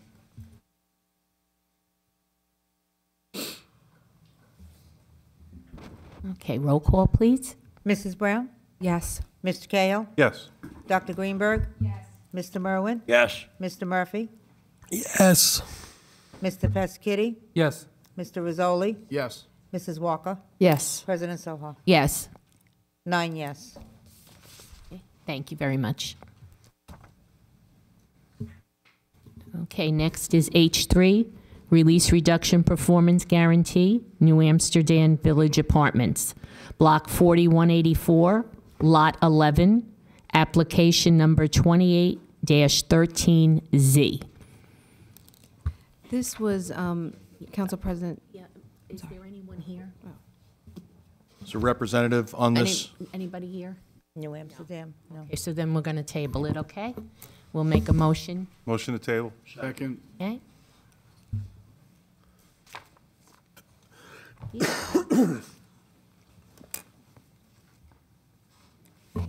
To table? Yeah. Mrs. Brown? Yes. Mr. Cahill? Yes. Dr. Greenberg? Yes. Mr. Merwin? Yes. Mr. Murphy? Yes. Mr. Pasquity? Yes. Mr. Rizzoli? Yes. Mrs. Walker? Yes. President Soha? Yes. 9 yes to table. Thank you. Next is H4, Release Reduction Performance Guarantee, True Luxury Limousines, LLC, application number 53-16Z. And there is someone here. Good evening. It's a miracle. Glad to see you. Know. Waited all night. Yeah, it was. Yes, it was. This was Okay. an application in front of our zoning board for a limousine company that was coming into town. They were actually the tenants of the building, and they actually invested in the property and did some improvements to the parking lot, provided ADA accessible spaces, a turnaround area for any emergency vehicles that need to go in addition to their vehicles.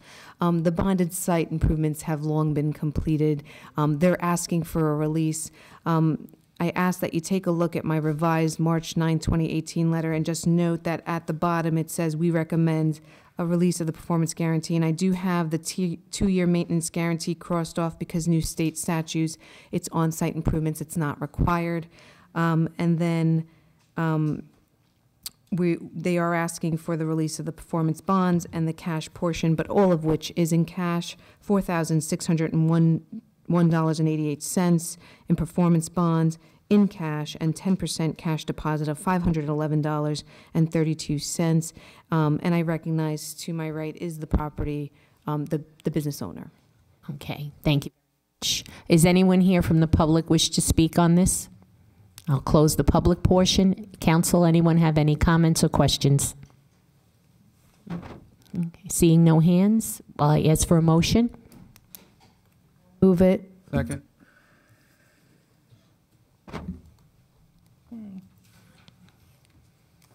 Okay, roll call. Mrs. Brown? Yes.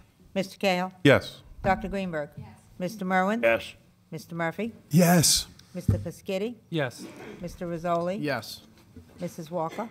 Yes. President Soha? Yes. 9 yes. Have a good evening. Thank you. Next is ordinances for second reading. Ordinance 1, number 2018-10, an ordinance updating the performance and maintenance guarantee sections of the Township's Land Development Code to comply with statutory updates to the Municipal Land Use Law by amending Chapter 250 of the Code of the Township of Old Bridge. Do I have a motion?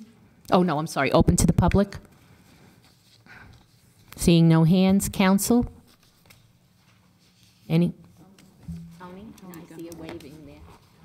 Need a motion? Hi, Nicole. When you were talking about I thought I needed a motion. No. with these guys, and you said there was no, does that have to do with this? Yes. Typically, there's performance guarantee requirements, and usually, even if it's a private developer, let's take, for example, a Walmart, we used to bonds for all the site improvements, such as the parking lot, any stormwater basins, curbing, concrete work, all that would get bonded, along with their off-site improvements. Well, now, somebody like a Walmart comes in and they're not bonded for anything on their site unless it's public. So if they do any improvements to Marlborough Road, to then Route 18, that would be bonded. But anything on their site, there will be no bonding. That's a commercial site. What about residential? Residential developments would get bonded if it was a street that was going to be public. If it was to remain private, then that street would not be bonded. The inspections would still go on, but they would not be bonded for the on-site. So what does this ordinance do for us? This ordinance, well, the state statute says a municipality has to go by this, and we have to basically update our own regulations to match whatever's in state statute. Right, so it doesn't have anything to do with bonding then? Or it does? No, it is exactly that. It is exactly what I said. So the state says, these are our new laws, you have to abide by it. So we change our ordinance to abide by the state's new law. Okay, I just read in the planner for the planning board, it said something about that we needed an ordinance that had to do with the bonding because the state changed the law. Yes. And now the local have to enact an ordinance. Yes. To collect the. Exactly. Maybe I'm not saying it as and well that's what as- that is. Yes. Thank you. Okay, very good. Anyone else that have a question? Okay, I need a motion, please. Okay, and a second? Second. Debbie. Mrs. Brown? Yes. Mr. Cahill? Yes. Dr. Greenberg? Yes. Mr. Merwin? Yes. Mr. Murphy? Yes. Mr. Peschitti? Yes. Mr. Rizzoli? Yes. Mrs. Walker? Yes. President Soha? Yes. 9 yes. Ordinance number 2. Sorry. 2018-11 ordinance authorizing acceptance of right-of-way dedication from Lancia Construction Corporation for purposes of future road widening of Pension Road at Block 23000, Lot 2, Township of Old Bridge, County of Middlesex, State of New Jersey. Anyone here from the public? Council? Anyone for council? Mr. Peschitti? Yeah, sorry, I know it's late, but. Quite all right. Absolutely. I'm trying to understand what this, is this so we don't have to use eminent domain? Are we actually purchasing? I don't understand it. We don't purchase. We ask the applicant when they come in front of our zoning or planning board for an application to then, give us right-of-way frontage along their property that matches our circulation element of our master plan. So for example, if there's a 50-foot right-of-way on a certain road, and the right-of-way currently is only 30, we ask for that certain dedication. So it's basically asking for that dedication so when we do widen a road, we don't have to pay. Okay, so they're just giving There's up no their fee. land? They're giving up a portion of their land. Okay, thank you. Okay. Anyone else have any questions? Seeing none, I'd like to get a motion, please. Move I'll it. move it. Second?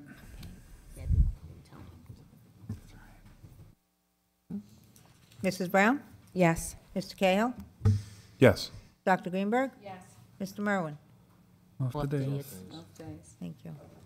Mr. Murphy? Yes. Mr. Peschitti? Yes. Mr. Rizzoli? Yes. Mrs. Walker? Yes. President Soha? Yes. 8 yes. Next is preliminary public comments to council, subject to the following conditions and restrictions. During the preliminary public portion of the meeting, any person may address the Township Council on one subject for a maximum period of 5 minutes.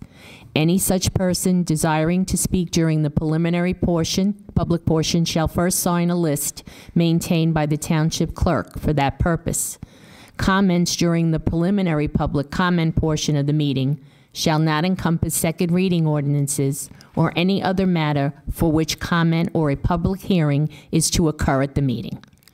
Anyone sign up? None. None? Okay, then we will close the public portion, and we will go to council member comments. Who would like to start? I would like to say something, Dee. Okay, so you'll be first, okay, Mrs. Brown? I just want to reiterate, and I hope that once I say this, it won't be followed up with a lot of responses and going back and forth, but my comment is, being new, I have just seen a lot of blatant disrespect and eye rolling and things like that, and I think the message that I'm trying to get across is I really appreciate the work that everyone does in the township. I've been actually really, helped a lot by everyone that works in every department. However, I think when we're here in the dais, there's a lot of strife and back and forth, and I want to make sure that we all get heard, and maybe if we don't get something understood before we get here, that we're respected nonetheless. Yeah. Okay, anyone else on this side of the dais? Mr. Murphy. Thank you. First of all, I want to thank Kyle for taking care of that thing on Friday for me, that sinkhole. Thank you. The other thing, I'm going to call it the mayor's budget. I want to commend the mayor, Mr. Amachu, and all the department heads. I think you did a great job in the way you brought that budget in. In these times, it's tough to go in there with that slight increase, which is almost nothing, and I appreciate that. And the other thing, I want to tie it into Adina's thing. When I ran for the council, I was working very hard with Mrs. Greenberg. She was kind of my mentor while I was running. And her big thing was she taught me we have to get a cohesive council. And I really thought we had that. Look what we did tonight. The council worked with all of you to come up with a good budget. We have to start getting along. I know there's old fights and new fights. We have to put that behind us. I really feel all of this was started by a stupid little comment made right after the election. I think it's time that we all got together and did the right thing. Now, I'm not a politician, and I don't intend to ever be a politician. I ran as a Republican, but I'm running first as a resident. And I want everybody to do the same thing and look at the residents first. I'm not saying they're not, but I think that's where we have to start it. And I just hope everybody can start working together. Thank you. Anyone else over here? Yes. Mr. Merwin? Yes, please. Okay. To the administration, could we get a report or I'm looking for residential-only parking in the Shoreland and Bayview Drive sections. Since the waterfront park has been established there and the fishing is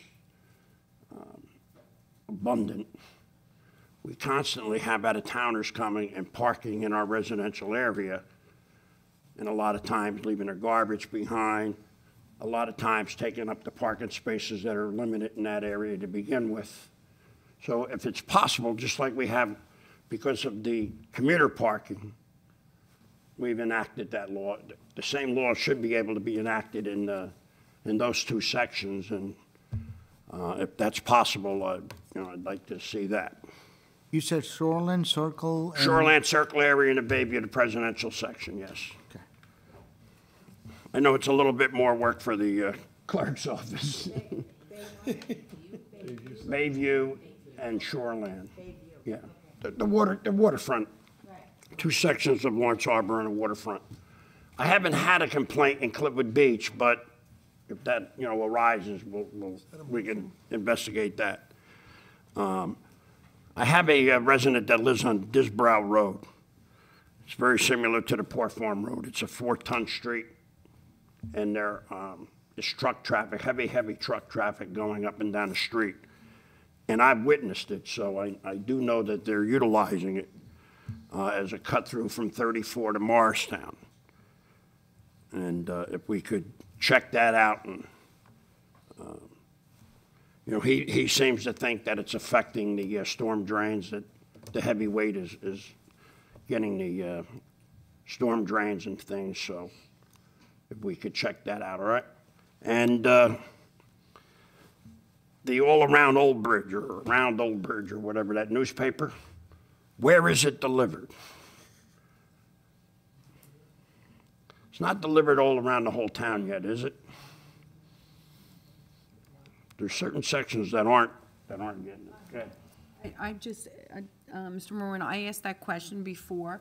It's a work in progress, as you know, with all the different zip codes we've had. They just added it, and I know that's something, target areas, they want to, get it around all Old Bridge, even if it's called all around Old Bridge. But unfortunately, because the way that it started out, I know it's private funding, and they didn't have, you know, an individual started it. They didn't have it, but I spoke to them before, and they're certainly hoping to increase it. They've already added on 1 or 2 zip codes already, and as it rolls out, they hope to get it all ready. And I understand that, and I remember that, but it's been in operation a while that, you know, maybe the sections that they don't get, like Lawrence Harbor, Clifford Beach, maybe they get added to it. Yeah, well, yeah, I think if you give him a call and speak to him, Yeah. and, you know, explain that. Well, I would figure the administration has the contact with them. That they, I don't want to be interfering with that. Private, though. It's a private thing. It has nothing to do with the administration. Okay. It's Then private, I'll so reach contact. out to them. Yeah. All right, very good, thank you.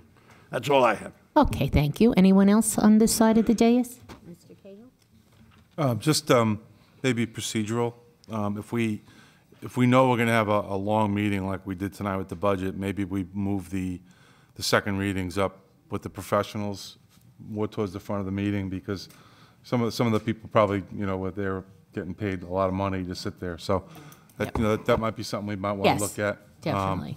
The other thing is, I'll just echo Councilwoman Brown's comments. You know, I think they were well placed. You know, we don't have to necessarily like each other up here, but I think the residents expect us to act professionally, right? So I think everybody's got an opinion. It's valued because you were voted in. So people can give their opinions, and I think we should just respect everybody's opinions, and then, you know, if we want to counter those opinions, do it in a respectful manner. So I think it's a well-placed comment. Thank you. Okay, anyone else?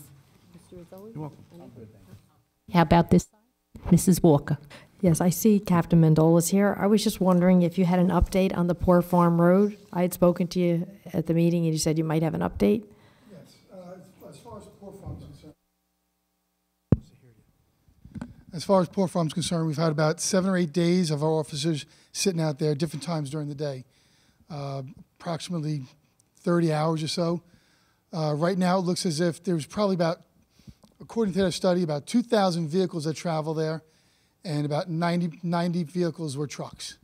So a low percentage. But the study's still ongoing, and they're also doing a study on Boardtown Avenue. Okay, and yeah, Nicole, you have something else too?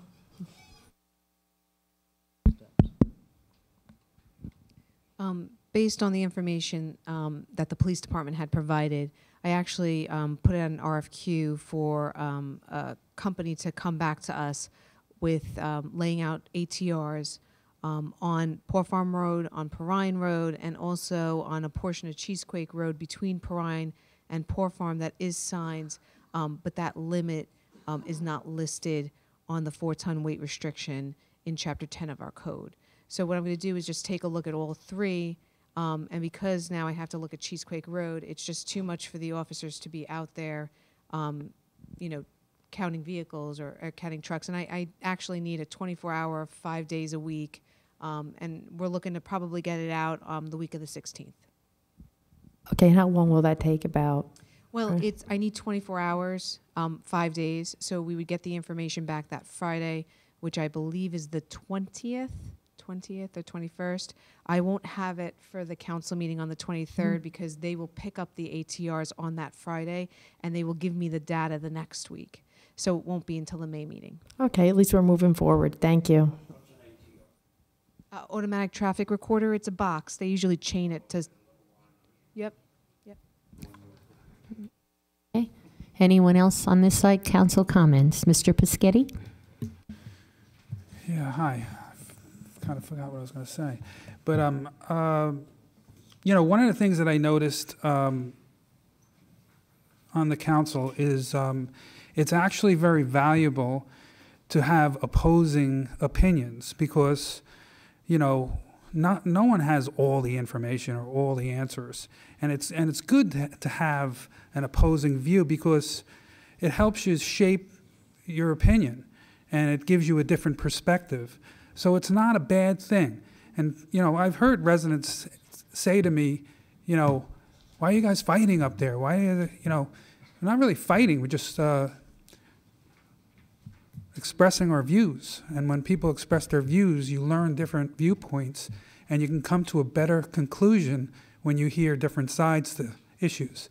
So, you know, definitely respectfully, but we should definitely state our opinions. Thank you. Okay, anyone else? One's good? Okay. Have reported the township clerk. None at this time, thank you. Report of the township attorney. Oh, this- Nothing at this time, thank you. I have a question for the attorney. Yes. Is that proper? It's just a quick question. The preliminary public comments to council, you know, we passed an ordinance. How long before that gets put through? Next meeting. Becomes law? I believe at the next meeting it'll be effective. I forget I'm not sure if it's 20 days, I think, but 20 days. but it should be in effect. I was thinking the same thing when I read that. I wasn't sure the date it passed. I don't remember the date. Was it last meeting? I think so, yeah. No, 2 meetings ago. 20 days from now. Yeah, it should be, I think it should be the next meeting. It's been more than 30 days. Well, tonight there was no. Well, we didn't do it tonight. I'll take a look, but I'm sure by next meeting that'll be changed. Thank you. All right, and now our administrative report. Thank you, Council Presidents. Administrative report for April 9. Number 1, U.S. Department of Housing and Urban Development Community Development Block Grant Program, CDBG, 2018 Action Plan. The first public hearing on 2018 Action Plan was held on February 22nd, 2018. A second public hearing is scheduled for April 12, 2018 at 2 p.m. in the courtroom at the Township Municipal Building, 1 Old Bridge Plaza, Old Bridge, New Jersey. Hard copies of the draft plan documents are available for public inspection in Department of Community Development Office, Office of the Business Administrator, and Old Bridge Public Library. It is anticipated that final 2018 action plan will be authorized by the Township Council at May 7, 2018 council meeting and submitted to Middlesex County Home Program Consortium and HUD Regional Office on May 14, 2018. Item number 2, 2017 CDBG Road Reconstruction Program. On April 3, 2018, MECO Incorporated mobilized and began work on 2017 CDBG Road Reconstruction Program. The contractor is scheduled to perform milling and resurfacing work on East Greystone the week of April 2nd and Mimi Road and Hilliard Road the week of April 9th, weather permitting. Number 3, JCP&L Spring Routine Patrol Pre-Flight Notification. Please be advised that approximately April 14th, the weather permitting, Chesapeake Bay helicopters will be performing a comprehensive visual inspection patrol by helicopters on all JCP&L 230 kV and 115 kV transmission line within Old Bridge Township for approximately 2 weeks. Number 4, Housing Rehabilitation Program. A total of 83 homeowners to date have shown interest in Old Bridge Home Improvement Program. 16 homeowners have submitted their former applications. Number 5, Tree City USA. On March 28, 2018, the township received notification from NJDEP Division of Parks and Forestry that Old Bridge Township was certified for its first year as a Tree City USA by the Arbor Day Foundation and the New Jersey Urban and Community Forestry Program. Old Bridge Township's accomplishments will be recognized in 2018 State Arbor Day celebration on April 27, 2018. Number 6, Bond Anticipation Note Sale. On April 3, 2018, the Department of Finance received 4 bids for the sale of $4.4 million of bonds anticipation notes scheduled to mature on April 9, 2019. The winning bid from Amboy Bank has a net interest cost of 1.75% or $76,786.11. Item number 7, 2018 Spring Leaf Collection. The Department of Public Works will begin the first round of leaf collection on April 9th in all wards. The second round will begin on April 30th in all wards. Leaves should be placed at the curb in paper bags on Sunday, April 8th and or Sunday, April 29th. Please be patient. It will take few weeks to get through all wards.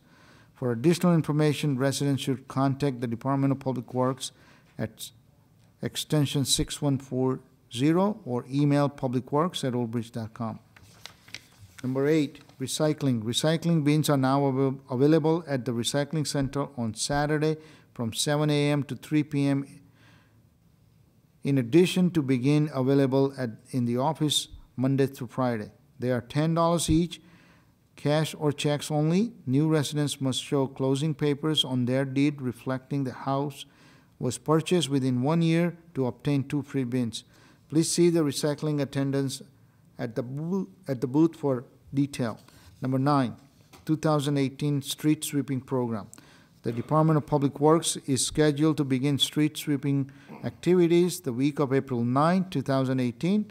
In Ward 1, we spend approximately 1 week in each ward. Please remove any obstruction from the street before you schedule your scheduled week. Email the Department of Public Works with any question at publicworks@oldbridge.com or call extension 6140. Number 10, Old Bridge Business Alliance. This dynamic and growing business network group keeps growing and has over 500 members locally and from around the state. Next Business Alliance meeting is scheduled for April 10, 2018 at 6 p.m. at Raritan Bay Medical Center in New Medical Surgical Pavilion, Building 2, Hospital Plaza. For additional information, residents should contact Mayor's Office of Economic Development at extension 7920 or email obedo@oldbridge.com. Item number 11, 2015 Homestead Rebate Program. The 2015 Homestead Rebate will be applied to the second quarter tax payment due in May of 2018. Revised tax bill for qualified homeowners were mailed out during the first week in April. For additional information, residents should contact New Jersey Division of Taxation at 888-238-1233 or Office of Tax Collector at extension 2999. Thank you very much. That concludes the report. Thank you, Mr. Shaw. Does the council have any questions for him or comments? Seeing none, okay, I will ask for a motion to I'll accept. move it. Second. Okay. Roll call, please. Okay, Mrs. Brown? Yes. Mr. Cahill? Yes. Dr. Greenberg? Yes. Mr. Merwin? Yes. Mr. Murphy? Yes. Mr. Peschitti? Yes. Mr. Rizzoli? Yes. Mrs. Walker? Yes. President Soha? Yes. 9 yes. Okay, thank you very much. I now would like to get a motion to introduce the consent agenda. I'll bring it out to the public first, and then I'll ask for council separations. Move it. Okay. Second. Is there anyone from the public who would like to have a question on the consent agenda? Seeing no hands, I will close the public portion. I will now ask council if they have any separations. Seeing no hands for separations, we have a motion and a second for the agenda. Can we have a roll call? Mrs. Brown? Yes. Mr. Cahill? Yes. Dr. Greenberg? Yes. Mr. Merwin? Yes. Mr. Murphy? Yes. Mr. Peschitti? Yes. Mr. Rizzoli? Yes. Mrs. Walker? Yes. President Soha? Yes. 9 yes. Yes, ma'am. Okay, no, we have no ordinances for first reading, so we will go to public comments on any subject matter. Does anyone in the public wish to come up and be heard? Come forward, sir, please. Good evening. My name is Frank Kapitsky. I live in Green Street in Old Bridge. I'm here in reference to the money about Red and White First Aid Squad, the $45,000. I spoke to Lamanchu privately, and he told me to come up in front of the council here. He says that you would have the authority to restore that $45,000 into the budget. Okay. I'm gratefully asking that it would be restored. We are the busiest squad in Old Bridge. We travel all over Old Bridge, from Lawrence Harbor all the way back, and we assist other towns on a mutual aid. And we really do need the money. Even though there was comments made by some of our members, they don't speak for the whole squad. And I, as a head trustee of the squad, I am requesting that the council graciously restores the money to us. Thank you. Thank you. Is there anyone else from the public? Okay. Seeing no hands, I'll close the public portion. And council, we're going to discussion D1, Pocket Constitution, New Jersey State Constitution. Mr. Piscitti. Yes, thank you. When folks take an oath of office, we all took oath of office. You saw the sergeants tonight take oath of office. We're asked to swear and uphold the Constitution of the United States and the Constitution of New Jersey. And what I propose is that whenever someone takes an oath, that they get a pocket constitution. They cost about 50 cents. And the New Jersey State Constitution is like 5 sheets of paper, 2 sides. So what I would like to do is just provide that to everyone that takes an oath in Old Bridge. Can we do that? Okay, any comments on this discussion item? Mrs. Wood? Councilman Piscitti, the only thing is when people come in to take an oath, well, we have a lot of them that we do all year round. There's a couple of hundred. And when they do come in to take an oath, not all of them want to say certain words that are in the oath, such as God, honor, whatever. They don't want to put their hands on the Bible. There are a few that won't. So I don't know how they would receive, although this is a great idea, I don't know how they would receive taking a copy of the Constitution or anything else. Okay, Some of them just want to come in, do it, and that's it. And as I said, some refuse to place their hand on the Bible, whatever. Okay, yeah, So I well, there just are thought I would different, put that people have out there. different religious convictions, and that's fine. I'm not asking to give them a Bible. I was asking them to give them a New Jersey Constitution and a U.S. Constitution, which would cost less than $1, to hand it to them after they take their oath of office. Had nothing to do with religion. Okay. Anyone else would like to speak on the topic? I'd like to say something. I was just wondering how costly it would be, and would there be a simpler way when they came in that we could give them a site that they could go to and possibly read it instead of actually physically giving it to them? I just think it might be too expensive. I did look into the cost, and it's less than $1 to give them a New Jersey Constitution and a U.S. Constitution. And I'm trying to remove the barrier. And, you know, if you tell somebody to, here's a website, go look it up, they're not going to look it up. You know, come on, everybody's really busy. I mean, you know, it's tough even to read it. You know, I mean, the U.S. Constitution is very small. You can read the whole U.S. Constitution and the amendments in like 10 minutes. You know, the New Jersey Constitution take a little longer. But, yeah, I just wanted it easy. It's just something that's very, very basic. And I thought it would be very helpful. Well, I think it's nice that people read it, but I think just giving it to them doesn't make them read it. That would be the problem. I think personally it's sad that people don't read the Constitution and don't know the Constitution to begin with and have to wait till they take an oath. The New Jersey Constitution, you read it, you're taking an oath that you're going to abide it. So if you're saying it, you really should know it. So it behooves the person to know the Constitution of the United States. They're United States residents and they're residents of New Jersey. And really, at this point in your life, I think it's sad if you arrived at this point and you didn't have that interest in the country that you live in and the state that you live in. And I am in agreement to give everyone help to do that. And it's a nice idea to have it. And I think you can get them actually from free, a lot of times from us.org. I'm not really sure of the website, but you can get them for free. But without any more said, I just think people should not be spoon-fed all the time. People have to come to a point in their life where you're a responsible individual. And especially if you're taking an oath of office, you're there to serve and you should understand what you're doing. And I hope everyone takes time to read this Constitution because it is revered worldwide. And, you know, we should be very proud of it.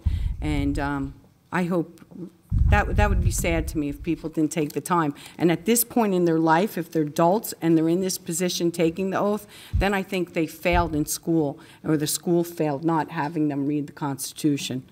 So I agree with you. I'd like to always give people help and just a reminder, and if they didn't read it since they were in high school in U.S. history, take the time and read it and give it to them. But I don't know, really about doing that, the best way to go about doing, just to encourage everyone to get involved and read it. In a perfect world, Anita, you're absolutely right that people should have read the U.S. Constitution and the New Jersey Constitution. However, I would venture to say that if you went out and you asked 10 people that took an oath in office if they've read the New Jersey Constitution, bet you most of them would say no.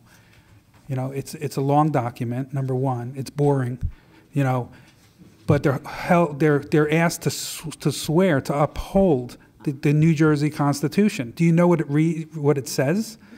You know what I'm saying? So look, I know I'm not trying to spoon feed people. I'm just saying that here's something nice to do for people that are taking an oath. It would cost less than $1 to do it, and I'd like the council's opinion. Maybe we look into to fundraise individually, and maybe we could provide it for them. I would do that. Okay. How many people have you given the oath of office, Stella? How many people do? She's talking about the fund. In a year. In a year's time, how many people, Stella, about? There's a few hundred, Tony. I would have to really look. Okay, so let's say it's 300. Guards, say 300, 400 people? Yeah. Okay, so that's what we're talking about, $400 a year. Okay, thank you. Okay. Yeah.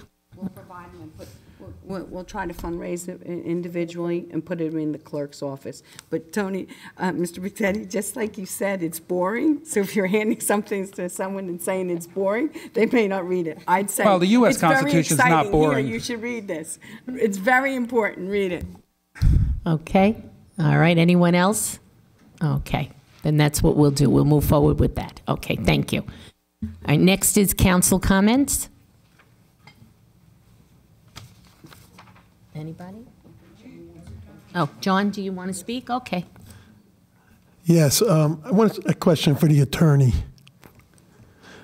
Being that we already voted on the budget tonight, and I'm getting the feeling that we didn't speak to the right people about the red and white, and we took their money, and we gave it to the other ones. Is there any way we can give that back, or is that a dead issue now because we voted on the budget? No, it's not a dead issue. You can, as council, can ask to have it restored, and the CFO can see if he can locate money to do so. Okay, thank you. Okay. Anyone else for a council comment? How about on this side, anyone else? Just basically, Saturday I gave a class at the library with the Animal Protection League of New Jersey on TNR, and I just want to thank the library staff for all their assistance and help that they gave us. They do an excellent job there, and they have wonderful programs there, and so if anyone hasn't spent time in the library and just see the list of things that they offer between concerts and everything else, it's really worth your time. Thank you. Okay. Anyone else? I'll take a motion to adjourn. Move it. Second. Roll call, please. Mrs. Brown? You oppose me. Yes.